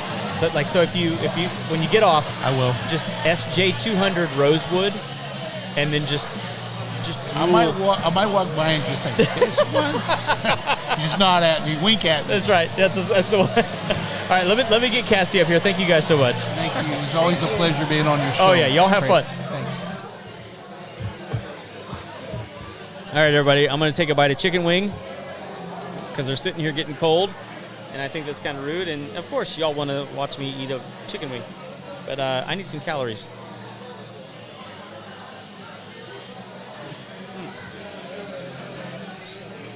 Come on. Bite in your mouth. I'm just eating. It's not rude. Huh? I said I'm just eating. It's not rude. I'm hungry. I left my food supervised. That's wise. Absolutely. Gotta trust the people. I'm doing a 3-hour show here. They need to bring me some sustenance. And like a chicken wing is just like not the most like camera friendly thing. But I'm gonna eat it. I mean, you put it in front of me. Yes. Scoot up to that thing so everybody can hear you. Better. All right, so let everybody know who you are and what you do. Hey guys, I'm Cassie Taylor, owner, operator of Taylor 2 Solutions, offering professional organizing, cleaning, and in-home laundry for all your business and residential needs. Awesome. And we actually did some work together earlier this year. We did? Yeah. You want to tell everybody about that? We can't name any names. Not really. We can't name any names. But we did some work together. Yes. Do you mind telling everybody what it was? I was freaked out a little bit. That's fair. I came across some dead animals in my travels for cleaning. But, I was not deterred. Actually, a few weeks after I did that job, I found a dead one at another one of my commercial clients, and I sent a picture to them. You were ready. Absolutely. It's like, hey, I don't know how long this has been here, but it's definitely dead. I know the difference. Exactly. I've seen this before. Exactly. So, here, let me tell everybody. There is a large restaurant chain that you and I went in and worked on together. Yes. That was having a infestation issue. Yes. And I told them, I was like, I can't work and I can't do proper service on this place until it's clean. And specifically the kitchen. Like the kitchen's got to be clean. And so I just remember I was getting like text messages from you, I think in like the middle of the night. It's like, this stuff's not coming off. It wasn't. It was really caked on. And I'm like, they need to do better about training their people to clean. I mean, where the dishes were amazing. It was immaculate. But where the food was being cooked was another story. Look, I'm still working with them. I know you're kind of done with that job, but like I'm still working with them, and I'm like, guys, like this is in my report every week. Like it's still gross. Yeah. Just like clean it. Like just take the time. Like, absolutely. Like overnight, like you can get somebody to come in and do this. Like it's. I offered. I sent a bid. It's crazy. Like, but it's an important thing to pay attention to because, like, who wants to eat in a filthy restaurant? Exactly. Yeah. Nobody. No. But, like, most people don't know because they keep all that shut off in the back where you can't even see. We hope. There's some restaurants out there that don't, and we're just like, why? Why are y'all even still in business? What you hiding, bro? Oh, you're not hiding? Great. Good. We're leaving. But okay, so like, and you helped started one of the new groups for the net that we're here working with tonight. So how's that going? Amazing. Yeah. I love all the service. I love all the services that have come out and applied. We are up to 11 members of our group, right? And we're only May, June, 3 months in. Yeah. So that's awesome. Yeah, like. A lot of them I knew ahead of time. I've been working and talking about this since JoJo gave me the green light to talk about it back in October. Right. So, and everybody's like, yeah, when?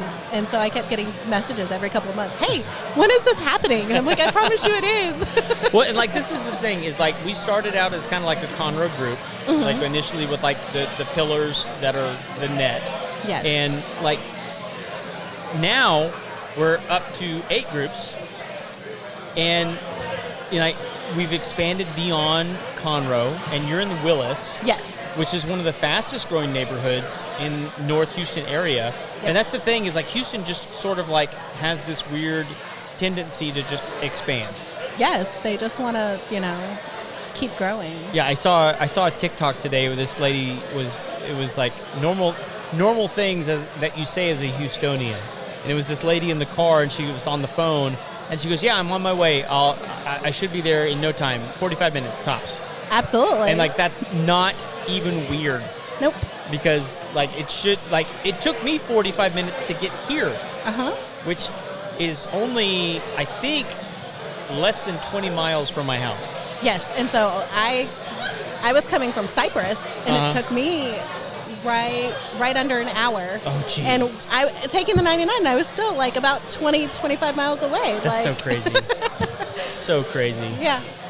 It's such a nuts. Okay, so like what like I know you're doing cleanings, I know you're doing organization. Like which one are you focusing on more right now? Actually, it's the in-home laundry. In-home laundry? Yes. Okay. I can just resonate with that. I don't want to do my laundry. Exactly. There's so many companies out there, cleaning companies, organizing companies. That are you doing it like in their homes, or are you Yes. picking it up and taking it and doing it somewhere else? Do it right there in their homes. Do it right there, okay. Yes, some of my clients already have loads going. So when I get there, I'm starting to fold everything, put it away. There's rotations for their kids' clothes. That's fantastic. Things are hanging up, steaming, ironing if need be. Really? Yep. So what does that cost? I charge $45 an hour. Okay. So, and how many loads of laundry can you get through in an hour? If I'm just folding, I can get through between 2 and 3, depending Really? on how big they are. Oh yeah, one of my clients calls me the folding mafia, which is like you can fold like nobody else. That's awesome. Yeah, I love it. Dang. So is that an add-on service, or is that just a standalone? Both. You have both? So like you can have a crew there cleaning the house while other people are there folding the laundry? Yes. Really? That's fantastic. So if I'm, so you're saying like $45, did you say how much? That's per hour. Per hour. $45 an hour to do the laundry. Yes. On top of a house cleaning. So how much for the house cleaning and the laundry? It really depends no one's going to hold you to this. Oh, yeah. Let's put the caveat right now. I mean, like, every house is different. And that's like, what I was about to say. Yeah. No, I'm like I understand, but like in general, what should people be expecting? Like $45 for the laundry, house cleaning going on at the same time. What should I be expecting? Well, because I've got 2 people there, so we're doubling the work at least, and or at minimum, there's 2 people there. Let's just say this: to have 2 people for 3 hours at my house. I think that's reasonable, right? Right. Are we talking weekly or biweekly or monthly? Because it kind of. It's your business. You do what you want. I know, but I service it all. Like Right. there's people who tell me come in every week. Every week. Okay. Every week. Let's just say every week. Looking at $250 $250 a week. a week. Fold my laundry, clean my house. Okay. That doesn't seem unreasonable to me. No. I mean, like, and like, what all does that entail when you say cleaning the house? That is, it can be customizable, but our regular maintenance cleaning, and so we're in your bathrooms, we're in your kitchen, just our normal everyday, inside your microwave, outside your microwave, all exterior appliances. Or if you're like me, just throw the microwave in the trash. We take the trash out as well, so all the trash bags are With the microwave in it? totally, if necessary. Listen, You say, y'all, please remove. If you don't know yet, I hate microwaves. I'm not a fan of them personally, but I love it for my kids. For I'm your like, kids? Please just go away. Go find something, put it in the microwave. See, that's when I tell them to go outside. Just go hunt whatever it is that you want. Yeah, they do that too. And they take the dogs with them. Oh my gosh. All right, so she's telling me 5. What? I mean, is there anything else big that's happening with your business right now? I just hired my first part-time employee. Hey, there you go. So we're expanding. So right now everything has been done just by me. Okay. And no complaints as of yet. No indentured servants with the kids? Come on. You can be honest. So with permission from my clients, I do let my kids come learn what it is I do, how I do Your it. older kids. Well, my youngest is now, she'll be 12 next month. That's working age. Exactly. So she's taller than me. So I'm like, of course you can come with me. That seems legitimate. If you're taller than your mom, you can go to work. You can go to work. That'll incentivize all the short kids out there. It's like, yes. Absolutely. I don't have to work. By the way, I'm only 5 foot tall, so let me just explain that.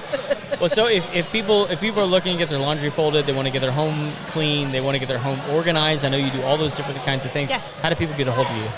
My website is tailoredtoyousolutions.com. I'm on Facebook. You can either find me at Cassie Taylor or Tailored to You Solutions. And my number is 936-444-5116. Awesome. How long have you been doing this now, by the way? By myself, I just celebrated 2 years. There you go. And before that, But you've been in the business for a lot longer than that. Absolutely. Yeah. I'm 5-6 years There you go. in the business, and I've got a 19-year-old, so I've been doing it as long as she's been alive. As long as she's been making messes, I've been cleaning them up. Absolutely. I hear you on that. Well, thank you so much for sitting down with us. It's always fun to visit with you. Have you been having fun tonight? Oh, yeah. I love networking. I've got my people. Yeah. So I'm excited. Willis is here to represent. There you go. You got a good crowd tonight. Absolutely. Yeah. We're still going on for a little bit, so. Oh yeah, we got Come a on. ways to go. I got at least 3 more guests. Yep. So, all right. Well, thank you so much. Thank you. Have fun. You too. I'm gonna see if I can get a bite of another chicken wing here in a minute. Try to grab another bite. Guys, real quick, I want to say thank you to our sponsors who make the show possible. Thank you to Lone Star Appliance Repair. You can always send them a text message or a call, get your appliances replaced. Also, thank you to thank you to the Lone Star Appliance Repair. Also, thank you to True Texas Solar Energy Independence that you can trust. They are out there debunking every scam in solar energy right now, but they can also provide you energy independence via a solar system, a whole home battery, or a whole home generator. They can actually create a system that combines all 3 of those and make your home energy independent in this modern age. Also, thank you to Crazy Clean, who is eliminating that gross stain around the bottom of your toilet. People think it's a poop stain. It's just minerals, but also it's ionized magnets that are eliminating the ability of those things to stain the bottom of your toilet and make your toilet clean from now into eternity. They have a 10-year warranty on that product. Reach out to them. Crazy Clean with a K, clean with a K, crazyclean.com. Who do I have sitting down with me right now? Hi, I'm Tasha. Tasha. Scoot up a little bit so everybody can hear you. Okay. I know you can hear me okay, right? Yeah. Yeah, okay. All right, so let everybody know who you are. And said, look, you're famous. People just, don't let her do that to you. I know, they're tormenting me. Don't make you, yeah. So, she's making you nervous, but, you should be nervous with these cameras more than that. Right. That's nothing. Well, that's why she's doing that, because I told her I was nervous, because I've never done something like this before. Oh, seriously? So she's taunting me. She's taunting you. Yeah. Oh, yes, thank you. Please. Yes. So you've never talked on a microphone before? Never. Never? Never. I love that I get to do this first. So let everybody know who you are and what you do. So my name is Tasha Lowe, and I'm a business development specialist for Better Bookkeepers. Better Bookkeepers. So is that you're an accountant? Well, we're a bookkeeping firm. Bookkeeping firm. Yep, we do strictly bookkeeping. No CPAs, no taxes, just the just dirt the work. ledger. Yep. Uh-huh. All the fun and stuff. so they all love you, right? Of course.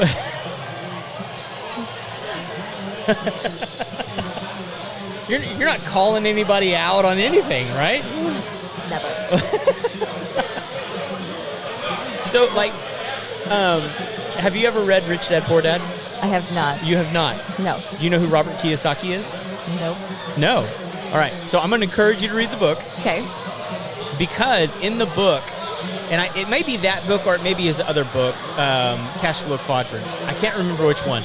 But he talks about his bookkeeper being his favorite person and also his most vile enemy. Because his bookkeeper would always tell him, you don't have the money. You can't do this. You can't do that. And it's always a fight because he has the bookkeeper that's telling him, no, you can't do this. He's like, no, I'm going to do this. Well, and it's people see money in their bank account, but that's not necessarily what you have reality. Available. Yes. Yeah. And then they look at their profit and loss, and they're like, where is all this? And I'm like, well, if you look lower than that's where it all has been spent. How long have you been doing this now? Well, actually, I haven't been in Texas very long. Okay. We moved down here in the fall of 21. Okay. And I started at Better Bookkeepers in the fall of in November of 22. And I started as a part-time bookkeeper. Is this Melanie's company? Yes, it is. Okay. I know Melanie. I know you do. Because I was like, hey, Melanie, I'm going to be on a podcast today. And she's like, whose? And I told her, and she's like, okay, I've known them forever. Yeah, so. That's right. Yep. But anyways, I started part-time, went to full-time, got moved up to a team lead, and then got interested in the business development side of things. Okay. And so now I'm a business development specialist. I don't do client work. I'm out in the community. I'm networking. Awesome. I'm involved in the chamber, taking prospect Which chamber calls. are you involved in? I recently became a diplomat in the Woodlands Chamber. Okay. You ever done anything with the Lake Conroe one? I've been to a lot of stuff there. Melanie is actually on the board. Right. Yeah. Yeah. So I've been to a lot of things up there. Okay. So, like, what is, like, in your role, I mean, like, you obviously know about bookkeeping, but, like, what are you supposed to be doing for the business? So, I'm supposed to be out in the community and making relationships. Supposed to be here. Yeah. All right. Networking is a huge part of my job. Yeah. And something that is part of our culture at Better Bookkeepers is it's not... We are here to help businesses, whether that's with us or by making a relationship and a connection with someone else. Okay. And so my job isn't just to be out here looking for sales. That's not what I do. Right. I'm out here to build those relationships because not only like our clients, they need things other than bookkeeping services. So the more people that we know, if I can refer them to trusted people, that's what we want to do. 100%. You know, we want to help however we can, even if it's not with us. So you dropped a thread a minute ago, and I'm gonna pull on it, but not yet. I want to ask the question, like, what is actually the role of a bookkeeper for a business? For all of these people here, everybody here is like an entrepreneur, business owner, business operator. Like, what is your role as the bookkeeper in the business? So because I think a lot of people don't know. Right. I would say in the simplest form, we track the money coming in and the money going out, and we categorize if you have various different ways of it or types of income, we're categorizing that, your expenses, your cost of goods sold. We're showing you where your money's coming from and where it's going. Right. And you know, the balance sheet is something that most people don't think about, know about, but that's telling you how much is in your bank account. That's telling you what you owe on loans. That's telling you how much equity you have in the business. And if you want to go anywhere and get a line of credit, the first thing a bank is going to do is ask to see your balance sheet. What's your ledger look like? Yeah. They want to see your balance sheet. Yeah. So, and like, do you guys typically try and represent the client in like an accrual or a cash basis? I mean, like, is it dependent on the business? GAAP standards are accrual. So, yeah, you know, people can pull their reports however, but you know, accrual basis is the standard. Oh, really? Okay. Interesting. All right. And so, like, why shouldn't I be doing that for myself? Why should I use you instead of just like, because I know how to add and subtract. Right. Like, or I should. But like, if I have basic math skills, why should I let you do that and not me? Because bookkeeping isn't math. It's a puzzle. Right. It's finding where things need to fit and making sure they're in the right places, and it's evaluating. Okay. You know. Again, so what are some of the pieces of the puzzle that I'm not like addressing if I'm just adding and subtracting? Let's look at your business, right? You invoice a lot of people. Sure, I hope so. You know, let's just hypothetical. You have a CRM or you invoice through QuickBooks or whatever it is, right? When you can have all these invoices that are outstanding, and you want to know what is coming in, right? You want to know what people owe you, and when you send out an invoice, the process, it's not just you send an invoice and you get money. There's so many steps to it. You send the invoice, people pay you. You have to receive that payment. You have to show that it's been paid. Right. And then it gets dumped into something called undeposited funds. Right. Think of it like the cash drawer. When you pay somewhere, like someone gives you money, you have it, but it's not in your bank account yet. Right. Where are you accounting for that? It's in undeposited funds. And then when you actually go to the bank and deposit, that's when you have to match that money to it. It's so much more than just Add and subtract. Yeah. Like I said, it's not math. Sure. Yeah. And you guys can give a picture of that Absolutely. And day to day. the thing that I love the most about where I work is we call it a boutique style bookkeeping firm, a la carte, if you will. We do as little or as much as a client needs. We're not here we don't have option A, B, and C, like take it or leave it. We actually, we have an interest call with the client. We try to find out what are your pain points, what do you need, what do you need assistance with, because we're not going to try to sell you something that you don't need. Right. And we are going to look at your file, if you have a QuickBooks file, for example, and we're going to analyze it, and we're going to create a custom monthly fixed price addendum for you, and be like, this is what we can do to help. Right. And then we adjust from there. Sometimes people say, okay, we want you to just take the reins, take over everything. Sometimes people just want us to manage their accounts receivable and reconcile their accounts, you know? All right, so now I want to pull on the thread. So you said you moved here. Where did you move from? North Dakota. North Dakota.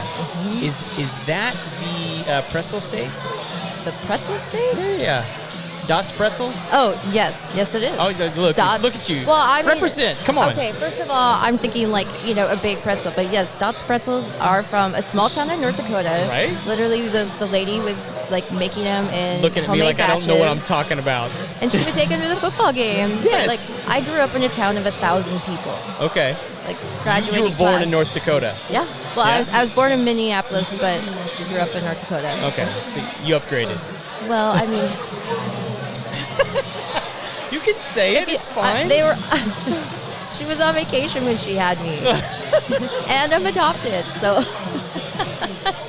Is that like the King of the Hill episode where he realizes he was born in New York? No.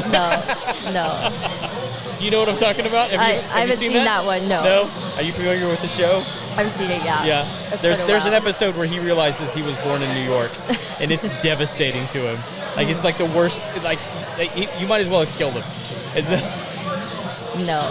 Nope. okay. So grew up in North Dakota. Yes. Where in North Dakota? Beach, North Dakota. Beach, North Dakota. Is that like BEE? BEACH. BEACH. It's literally. Is there a beach there? No. Very Ironically. misleading. It was. I believe it was named after the colonel or whoever. There was a person who had the last name. Way back when. Okay. It's literally on I-94. It's 1 mile from the Montana border.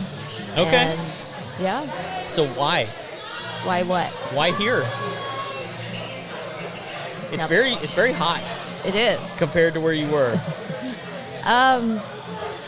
There was an opportunity to move south that worked for my family. Yeah. And we just took it and ran with it. I mean, like, had you been to Texas before? Yes. Yeah? I had. Actually, ironically, my oldest brother, he used to live in Houston. Okay. Like, So you had a little knowledge. yeah. Yeah. I'd come down here when I was, I think I came and visited when I was 12 and I was 16. And I was actually going to go to Texas A&M. Oh, come on. That's why I won't matter. Look at me. Come on. But then my brother moved back to North Dakota. And Okay. I was too scared to come down here by myself. That's fair. But ironically, I ended up down here, however many years later. Okay. So how long have you been here now? It'll be 3 years in October. Okay. So biggest difference? Humidity. Humidity? It's okay. awful. Sure. Yeah, I think that's fair. Humidity's a monster here. It is.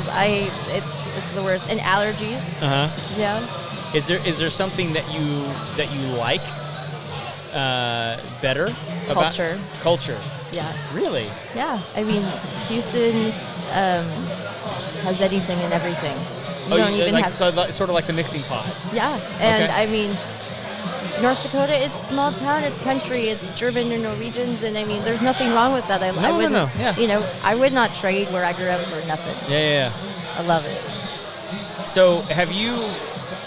I was at a conference recently, and they were talking about North Dakota, South Dakota, Montana, more remote areas. Yep. And they were talking about how all of these companies are starting to invest in building data centers in places like where you grew up, specifically because the land is cheap, it's remote, but they can. This is the craziest thing. They're talking about building these data centers on top of micro-nuclear reactors that they're going to be putting 50 meters underground, and then building communities around those data centers because they can offer small communities free electricity. I haven't heard anything about that. Yeah, it's coming. Like that's always the thing is like, so like when you start, like we got a guest coming up right at like 2 guests after you that's going to be talking about AI. And like that's what these data centers are for, is to help support the computing power that AI is requiring, and it requires massive amounts of power. And they can't build new nuclear power plants, but they can build these micro-nuclear power plants, bury them in the ground, and then put them in remote places like North Dakota, and then build communities around them by incentivizing people to move there with free electricity. And it's like this is a weird time that we live in. It is, and when I go back home, I will say, like, my dad still lives there. My dad's 83 years old. Oh, wow. Yep. What's he do? He's a big old cat. He does whatever he wants.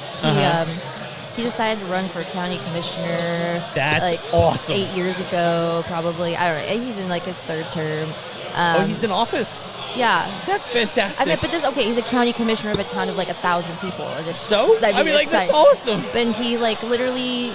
He was very involved in like Pheasants Forever and Ducks Unlimited. He's a hunter, trapper. I love him already. He sounds like my kind of guy.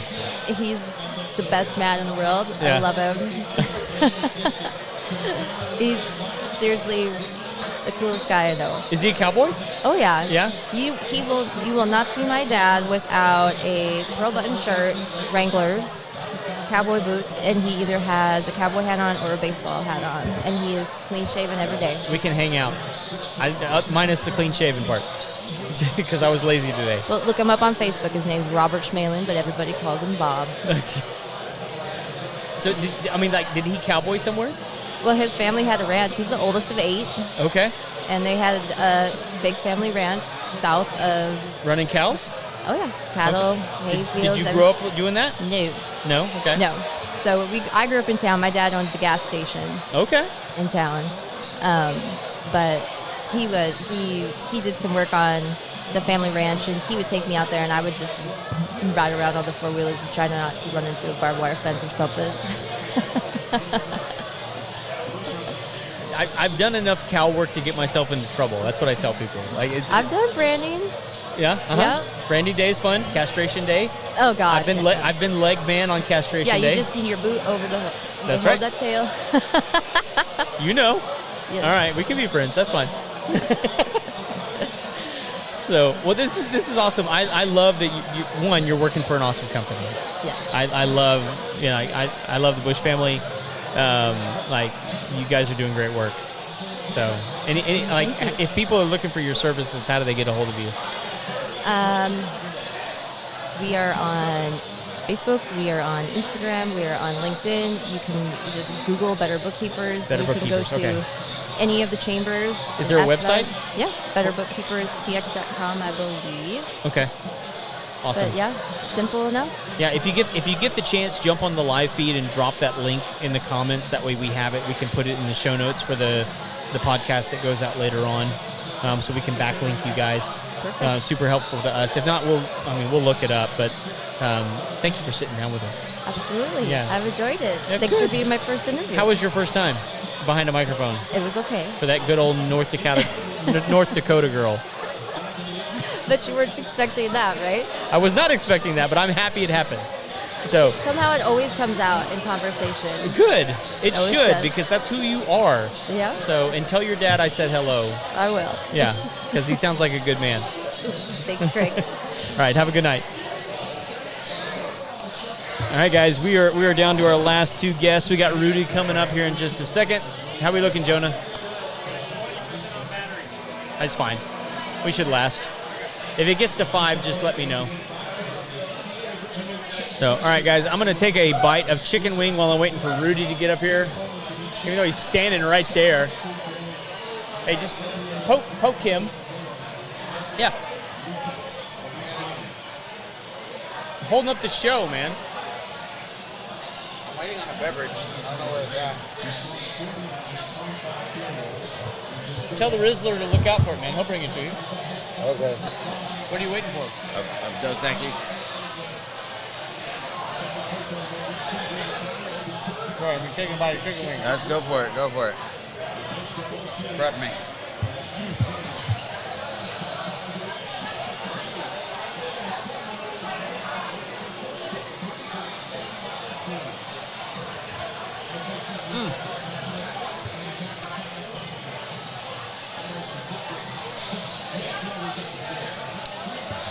Dude, we are doing way better on time than I thought we would. That's okay. It's good. Thank you.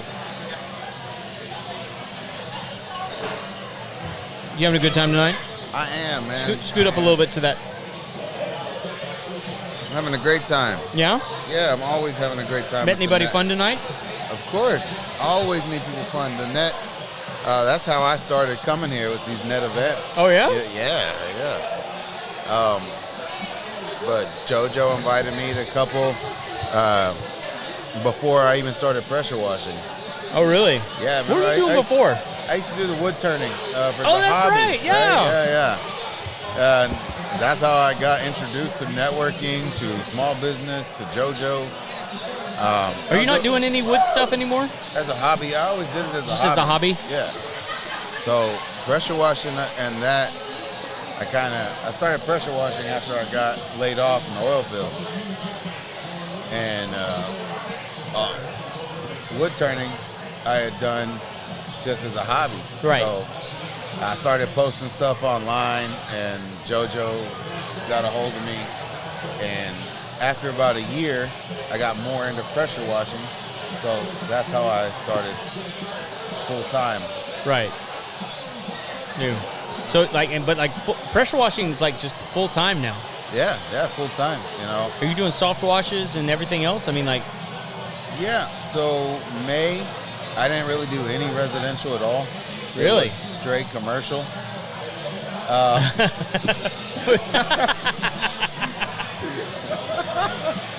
I did 2 hotels. You got a peanut. I got a fan base here. I did 2 hotels back to back in Spring, the Woodlands area. Okay. Soft wash, the man lift, and a lot of safety protocols involved in that. And then what was it? Tulsa Welding School was a huge project. Because not Is that only, here? Yeah, here in North Houston, in the Greensboro Really? area. Where is that at? Right off of Greens Road, across from Greens Point Mall. Uh-huh. Or it used to be, anyway. But when they bought the building about 10 years ago, they haven't had it soft washed since. Right. So you have a bunch of organic, a lot of mildew and stuff. But 5 years ago, they installed these exhaust systems for their welding machines. Sure. So what comes out is metal, and it had rust over the entire building where those exhaust systems were. You gotta scoot up, man. They can't hear you. So what I had to do is, first I had to do the soft wash, because the chemicals that use for the soft washing for organic can't mix with the rust removal chemicals. They can create a poisonous gas. Oh, dang. So you put mustard gas out. It's a poisonous gas. So I had to, we had to soft wash the entire thing first. Right. And then wait a day after we rinsed everything off to make sure that we're not mixing the chemicals and creating gas. Right. So it was a pretty long project, but it was fun. It was something different that most kids with a pressure washer ain't gonna tackle, But you're still offering like residential, like. Yeah, no, of course. I offer residential. What I'm offering more now is residential maintenance packages. Okay. So we'll do a complete house wash, and then we'll come back 3 times a year to either touch up their pool deck. Okay. Or every time we'll do their windows. It just depends. It's all catered to the customer and what their needs are. Right. So what's happening on a pool deck that people need to get cleaned off? I mean, like. Well, pool decks is more humidity, more mold, more. You also have that pool deck that allows dirt to collect. Right. So that mixes with the grime, and then you have to actually spray a really heavy mixture of SH right. to help kill it and break it up. What's SH? Sodium hypochlorite. Ooh. Yeah. Big old word for bleach. That's all it is. Is that really what it is? Literally, yeah. Yeah. So your household bleach is about 3% SH. At the most, you can get some outdoor bleach that might be 6%, but probably not. Gotcha. So when we get SH, we get it in bulk. We get it in bulk, but you can also buy it by the gallon at Home Depot, Lowe's, or any pool supply store. But for the most part, when you're a professional pressure washer, you go to specific stores or manufacturers, suppliers that have it in bulk. 1,000-gallon tanks. Oh, dang. That have or more. Yeah. But they even have to have a separate tank around it for in case of any spill. Yeah, because like most people don't realize bleach is like a serious chemical. Like you don't don't mess with it. People go to the store and they buy like these jugs of Clorox and like just like pour them on stuff, and I'm like that's not safe. Yeah. These are serious chemicals that have serious ramifications on your health, on your structure. I mean, if you're not using them properly, like you could cause some serious problems. Right. You know, and so like when a professional like you comes on the scene, I think that's part of what adds value to what you're doing is like you're using them responsibly rather than just like dumping chemical all over somebody's property. Right. So not only are we know what to do. We know how to protect the grass around it, and if you have some rose bushes and expensive flowers that you've landscaped, right? We're gonna protect that by either pre-soaking or post-soaking or covering the plants. But you also when you get into the environmental safety part of it, right?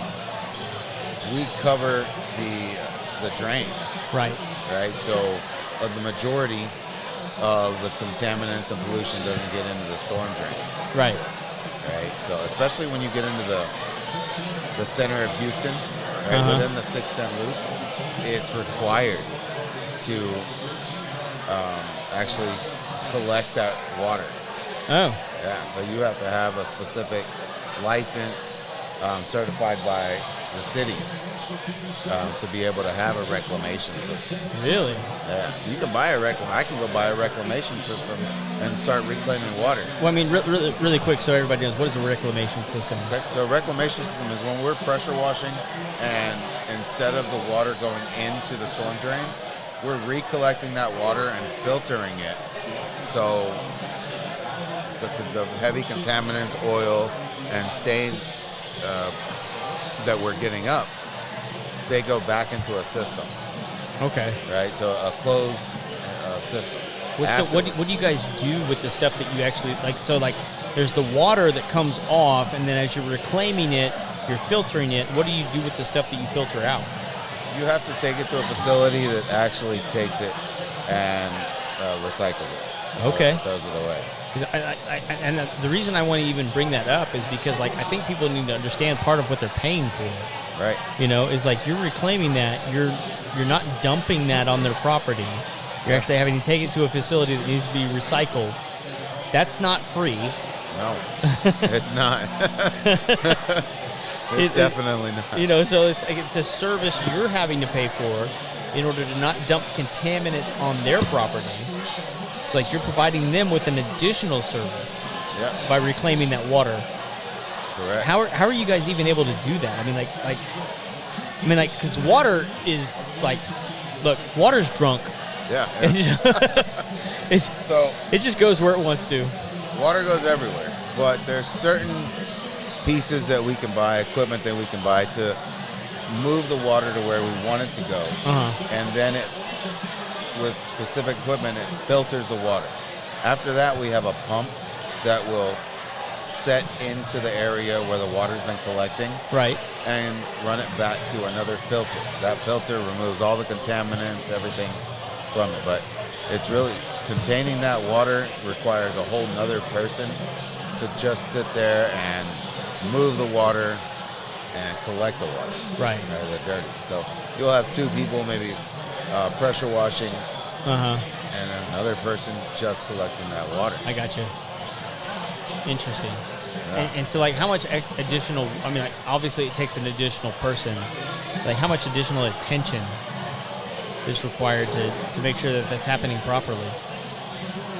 It really just depends on the how big the job is. Sure. Right? I mean, sometimes we can have all three people working, pressure washing and moving hoses, and the third person will just go back every once in a while to start collecting water. Yeah. Right? But I imagine for like a lot of businesses that like have a public persona in the community, that's an important facet to what you do when you're there cleaning their property. Like they don't want to have the image associated with their business that they're actually leaching contaminants and particulates into like the storm drains and all these kind. They want to know that like you're reclaiming that water and filtering it. You know what I mean? Like that's a value add. It doesn't happen on every job. Sure, right? It doesn't. Because I imagine it's not the cheapest thing that you do. It's not.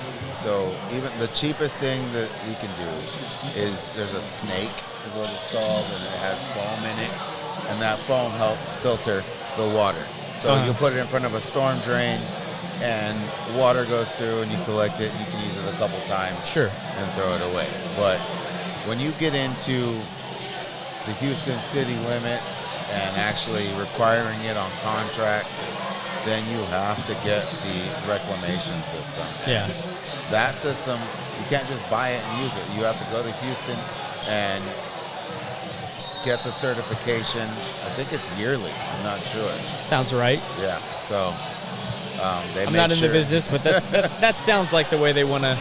They want to make sure your rig is working correctly. Yeah. That it works the way it's supposed to, and you know what you're supposed to do. For sure. So.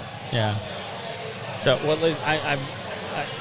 they've got me bringing up my last guest tonight. So, but like, let everybody know. I mean, like, we've talked about a lot, and the way in which you're able to articulate the processes that people need to be understanding when they're paying for certain things is crazy valuable. You know what I mean? I mean, like, it's important to understand what it is that you're getting at the end of a service, and so I think you've articulated that very well. And I think there's a lot of people that just think if I have a high pressure hose and I can spray a house, I can clean it, and it's not that simple. And I think people need to understand that better. Like there are more responsible ways to clean their properties, to clean their commercial businesses, to clean their homes, and I think that's all valuable information. Am I wrong? No, definitely not wrong. And so there's a way to do it, and there's a better way to do it. Correct. You know, you can get a house clean, but there's probably a better way to get your house clean. No, definitely. I mean, it's the way I tell people. I can get to the southern tip of Chile on a bicycle, you know, but I'd rather fly. 100%. Yeah. Same with you, you know. You can sit here and clean your home with a little electric pressure washer and spend days on end getting up on a ladder and hitting with pressure and getting paint off your home. But hiring a professional, we know the correct chemicals to use, so we're not going to sit here and damage your home and your business, and it'll still be your pride and joy. Yep. So, well, if people want to get a hold of you for their business or for their home, how do they get a hold of you? 281-909-3406. Is there a website? RCPressureWashingTX. There you go.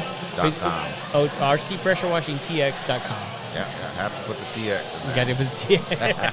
Because it's Texas. Damn Well, it. it's a branding thing, you know. It's not that it's RC Pressure Washing. It's that's my name. You know, I once worked for an oil field company in sales and marketing, and within a month, my boss called me in, and he's like, Rudy, who do you work for? And I said, I work for blah blah blah. And he said, no, you work for, and it was comma LTD, and it was like, what? And it was because he's like, that is our name, that is our brand, and these are our colors. Like, we're not gonna sit here and represent this company without saying these two words. Yeah, that's fair. So go ahead, finish it. Thanks. Good to see you, bud. Good to see you.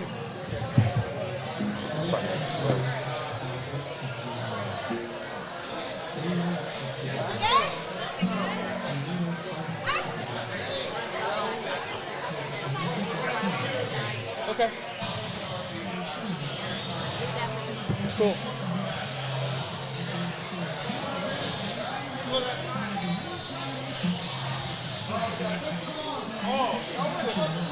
Oh, okay. Now you're saying, okay, wow. Come on in. Y'all pardon me while I take a bite of chicken. Go ahead. Take a break.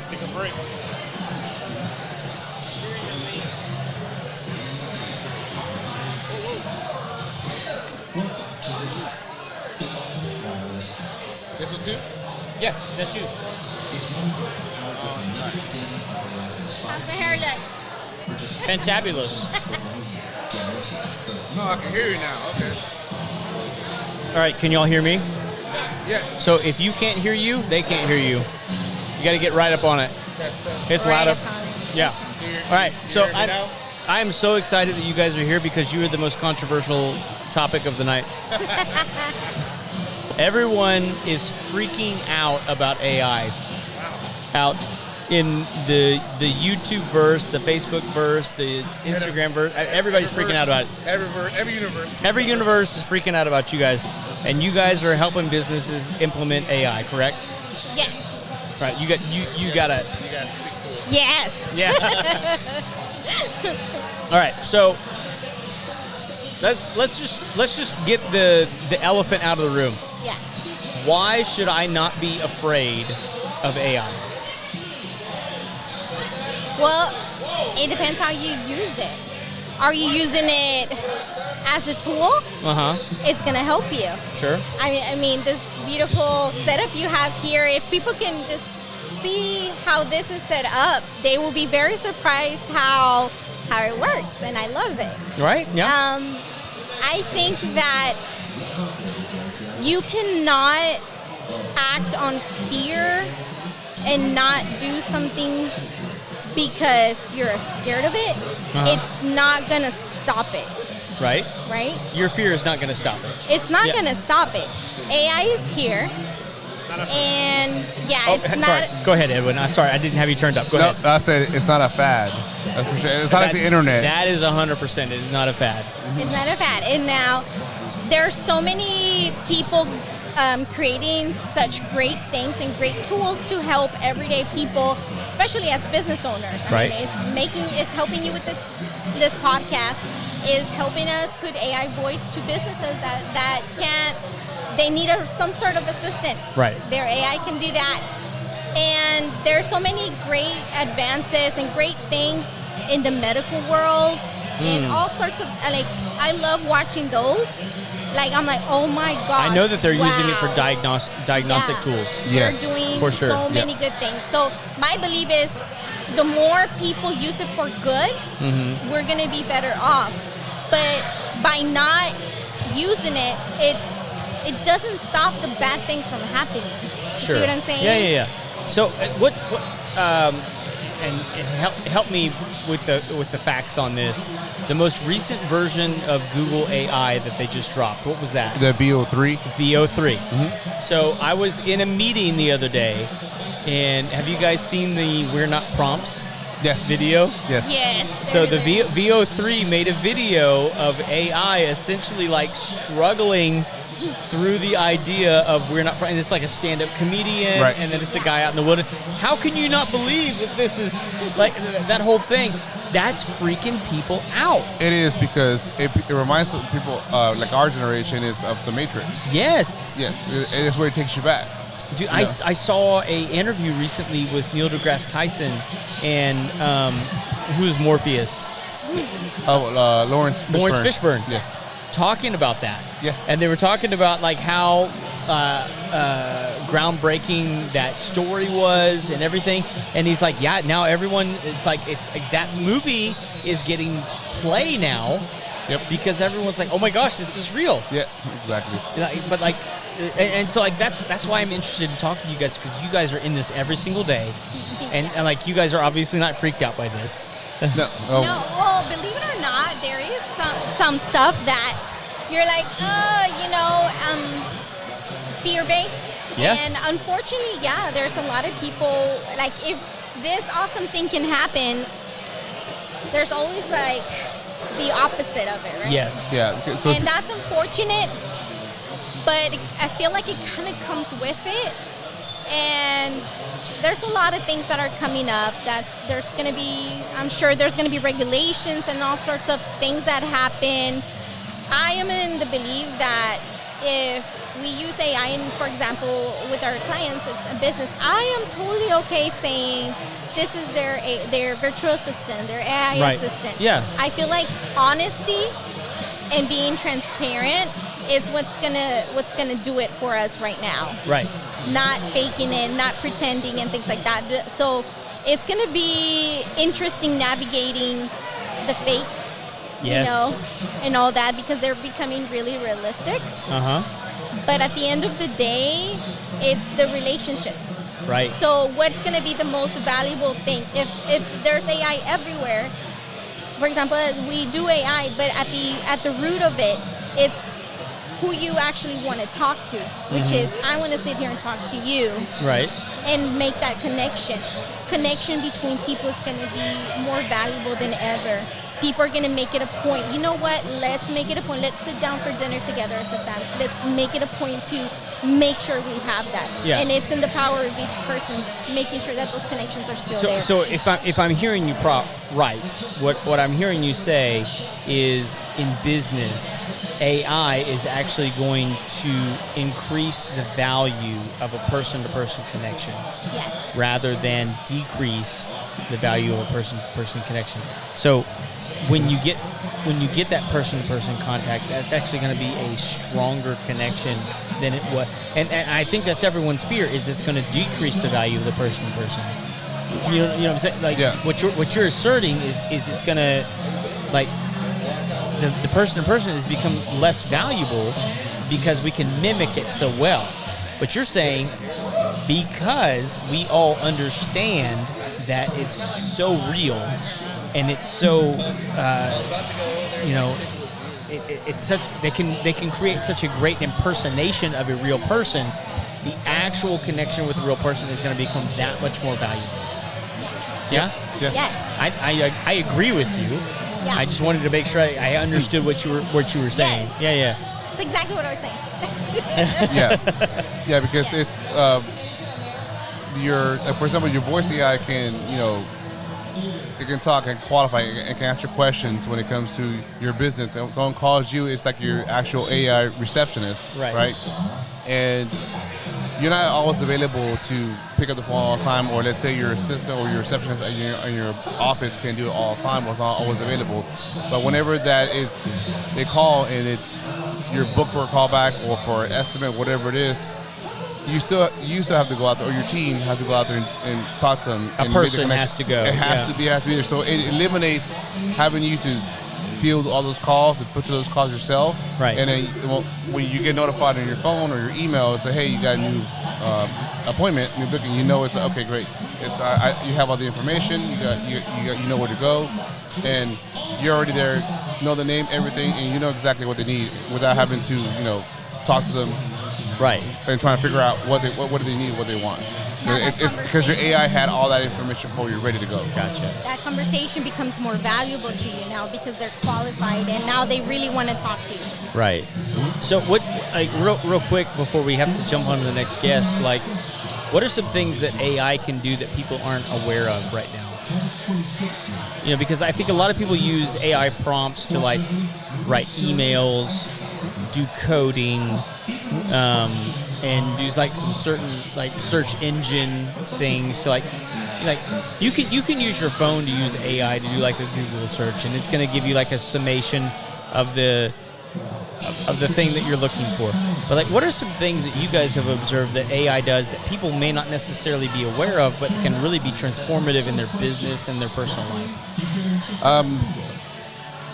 I can do a lot actually, but one of the things that it can do is, for example, let's say you have to write a proposal or an estimate for somebody. Usually you do that yourself, right? You have your numbers, your criteria, maybe the math, the square footage of the house or whatever of the area. Depending on how big it is, that's how much you charge. Well, you can train AI agent to know all that information. It can be uploaded with all the knowledge. It will know the math, it'll know the numbers. And you just give it the information, hey, I have this house, here's how big it is, square footage, here's the backyard, or whatever it is that you're trying to calculate.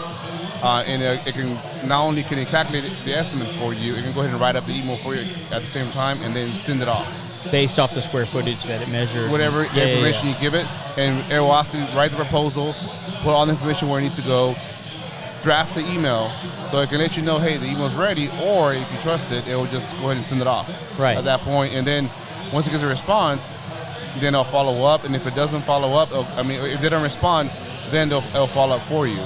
So it'll keep following up on the email, text, voice, however you want, and this whole time you're not doing anything. It's your AI proposal or your AI estimator. It can be your estimator, for your on-staff estimator. Exactly. And so, like, you guys can set that up. Yes. So, like, what am I looking at spending to set something like that up rather than hiring a staff person to do that? Well, the way I like to say it is, when it comes to value, is it's a one-time setup. It's not going to be, when you have a staff member, you got to pay them weekly, monthly, whatever it is. You got to pay them their. For an assistant, that was what? Average salary, I don't know, $2,000, $1,500, $1,000 a month. Right. Plus everything else, you got to take care of them. Remember, they take days off. They have the weekend to get sick, all that stuff. Your AI estimator agent works 24/7, never complains. Will just do the work every single time, and it'll always follow up. It'll never forget. Right. To do his job, and it's a one-time payment. That's it. So to set it up, and that's it. After it's done, it's done. There is no, for that type of project, there would be no monthly. It's not needed. Right. So you figure out how much it'll cost, one-time payment, done. Gotcha. So you don't have to pay no one monthly. So it'll be way more affordable. That's what I like. I got you. Look, it's one of those things that, like, I think business owners can look at it and go, like, that makes total sense, but, like, for individuals, they're just freaked out about it because they think they're going to lose their job. No. And I'm with you. I don't think that's the case either. I think there's plenty of opportunity for people to be working, people to get, like, new opportunities because of AI. Yes. I think right now the biggest thing that anyone listening is, if they want to, what should I focus on when it comes to AI? Is prompting. Yeah. You got to know how to prompt the AI. When it comes to ChatGPT, Gemini, Claude, whatever it is that you use, it doesn't matter. Meta AI, all the new ones coming out. Learn how to prompt. Learn how to talk to the AI. Like, universities, this is now the acceptable, like, project that you turn in. They're not interested in the end product. They're interested in the prompts. What kind of prompts did you write? Yes. To get the result that you got. Yeah. I want to see your prompts. Exactly. I want to see that you were thinking about this. I've seen this, man. Like, I come from the academic world, and I know that what these guys are asking, and, like, they're not looking at AI as an evil. They're looking at it as an inevitability. Yes. That, like, look, this is the way research is going to be done now. So rather than looking at the end product, I don't want to read your paper. I want to read your prompts. How did you come up with it? Exactly. Yeah, it's crazy. But like, it's the reality that we have to. And that's the thing I think other people need to realize. because you can look at it from a Morpheus perspective. It's like you can take a red pill or you can take a blue pill. It's like it's an inevitability. You can either be left behind or you can be just left looking at the dust left in front of you as people move forward. Yeah, exactly. I think that phrase, the adapt or die. Yes, it's literally true when it comes to AI. Yes. I don't mean literally die, but what I'm saying is you be left behind. Yeah, it's you're like advocating for people's death. Yeah, I understand. It's you got either adopt it or be left behind. Awesome. Your competition's going to use it. 100%. Yes, that's true. To destroy you. Yes, if you don't start using it now, your competition will. They will take over. They already are. And then you realize, wait, they've only been in business 1 year, and you've been in business, let's say, 20 years. AI, they use agents. They're faster, and they're quicker than you are. I will add to that statement. New businesses that destroy old businesses are leveraging AI. Correct. Better than old businesses are. Because it's hard to change, and change is hard. Like, look, their bottom line is cheaper. Yeah, it just is. Yep. Because they're not having to pay people, and people are expensive. Exactly. That's what I'm saying. Pay them monthly. You gotta pay them to train them. You gotta give them what is it? Benefits. Everything else, right? Yeah. You got churn. If they quit, they leave. You gotta train someone else. Agent. An AI agent, one time, always with you no matter what. 100%. Yep. So let me get my last guest up here. Like, if people want to get a hold of you, they want to learn more about AI, how do they get a hold of you guys? Bravefears.com. Sorry. Bravefears.com. Bravefears.com. Yeah. Is there a phone number? Is there anything else?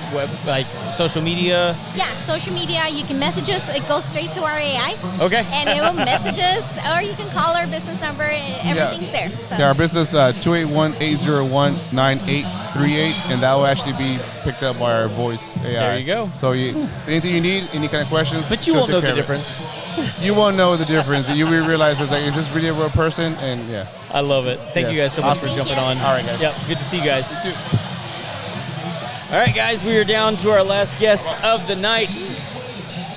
Thank you so much for joining us. Sorry, hang on one second.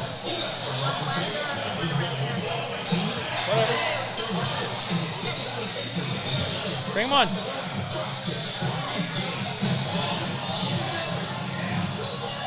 All right, guys, we got one more guest coming up tonight. We got John Wagner, who's going to jump on the show.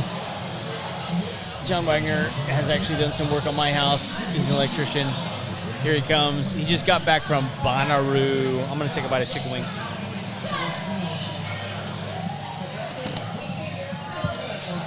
What's up, my man? Doing pretty good, man. How are you? Good. Yeah, just put that on. There you go. I like it. Hell yeah. All right, I am hungry. Oh, take your time, brother. I'm hungry too, but I can't eat right now. Have you had anything to eat yet?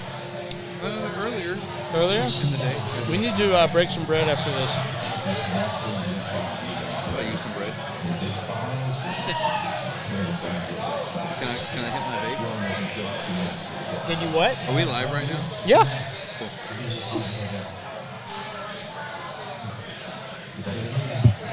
I'm just gonna feel comfortable here with you. How are you doing today? Dude, we got like maybe 2 minutes before this thing dies. Yeah, I'm cool with that. So, all right, tell everybody who you are and what you do. What's up, y'all? My name's John Wagner. Get right up on that thing. What's up, y'all? My name's John Wagner. I own WYE Electric and Texas Boil Team. There you go. All right. Dude, let me tell you guys, John makes the best crawfish. Just hands down. I appreciate that, hands sir. down. Heck yeah. He's cooked at our property several times, but he also put the 50 amps plug on our house. That we did. To make sure that we can survive hurricane season this year. That's right. Dude, and so like, how much of that are you guys doing right now? Probably like 5 to 10 a week. 5 to 10 a week? Yeah. Dude, that's awesome. Yeah, it's pretty good. It's pretty good, honestly. Yeah. Oh, she brought you something. Thank you, ma'am. What'd she bring you? It's a white tea. What is a white tea? It's basically a green tea made with a vodka instead of a Jameson. Dude. All right. Yeah. Pretty good? I don't know yet. Did you hadn't had it before? It is very good. It's very good. All right. There you go. Shout out to Sawyer Park for hosting us tonight. There you go. Do you do some events out here? I do. Yeah, what do you do out here? So let's not talk about what I've done out here. Let's talk about what we're going to do out here. Okay? What are we going to do out here? We're going to throw a 3-stage, 8-hour festival out here. Holy crap. Yep. Do I get to play? Y'all are the first person to hear about it. There's No, only, like, there's I only wanna know if I get 2, to- 3 other people that know about this right now. Okay. Yep. Shout out.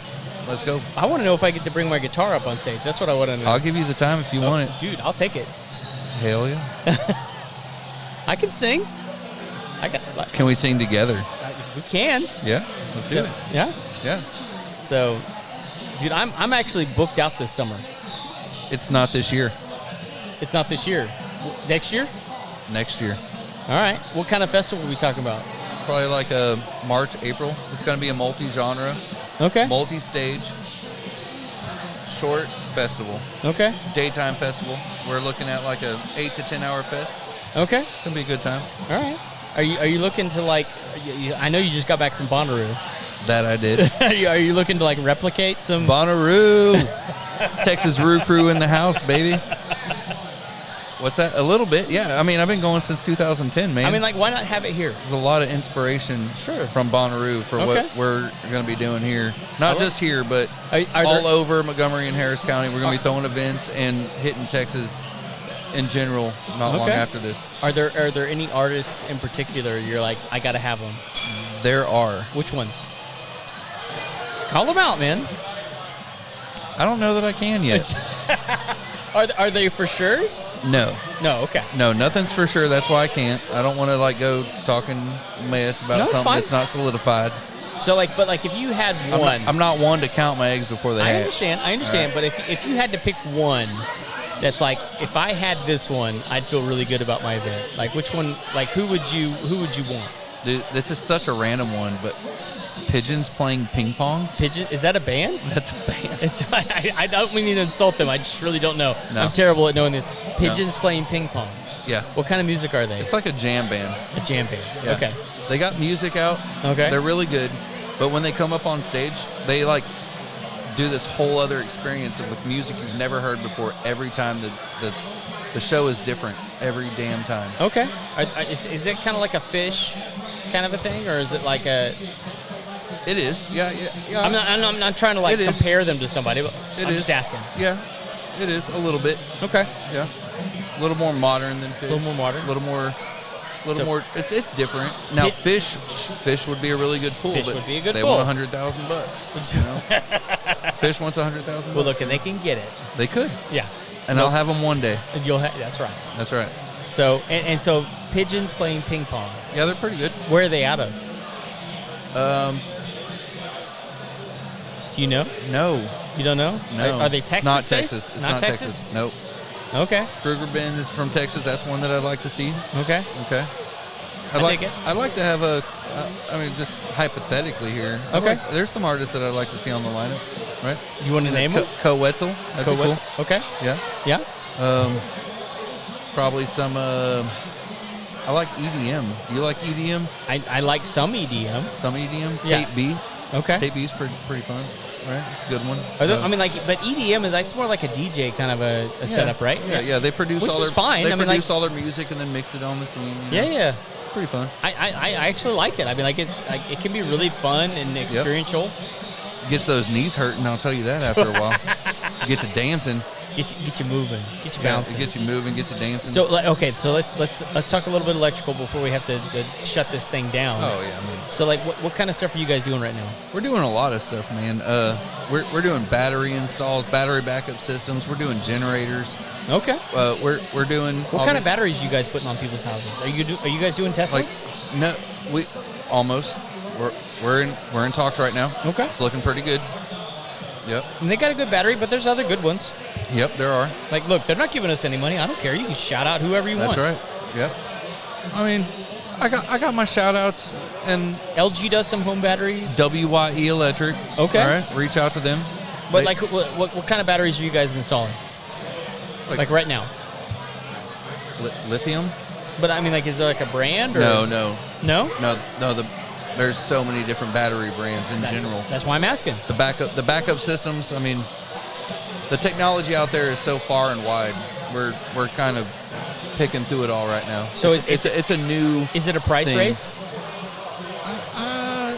I wouldn't say it's so much a price race. I think it's more or less how much can you store and give back to the grid? Well, that's what I'm asking. Is it like deal. is a battery, or are there different? It goes both ways. So you got a battery backup system, but at the same time, you want that battery backup system to work for you when it's not providing you a backup. 100%. You can take that power and send it back to the grid, and that's what we're in the middle of working on right now. So but most of the time, like a battery backup system, like that's associated with like a solar install, right? It could be.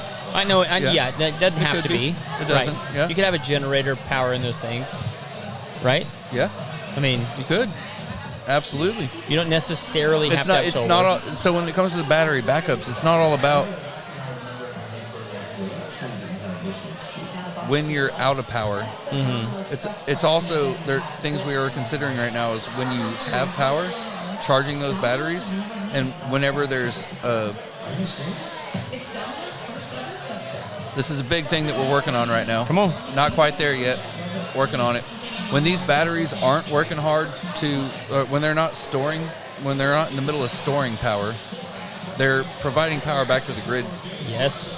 So these homeowners are getting kickbacks for that. Yes. That's a whole. Sometimes. Well, the ones we're working on all the time. They are constantly in and out of supplying the grid, supplying the house. Yeah, it's a crazy thing. It's too much to talk about right now. You know, I got some people on my team that know way more about this than I do. Sure, you know, we'll bring them in one day. It's a complicated issue for sure. It's a very complicated situation. Yeah. Well, I think it's one worth exploring. I mean, a lot of people are moving to those systems where they're like, we want energy independence. We want to make sure that we're covered in case of an emergency. They're a lot more stable than engines. That's for sure. Yeah. So, but even then, I mean, like you can charge a battery with a generator. You could, and that can be your double charge redundancy.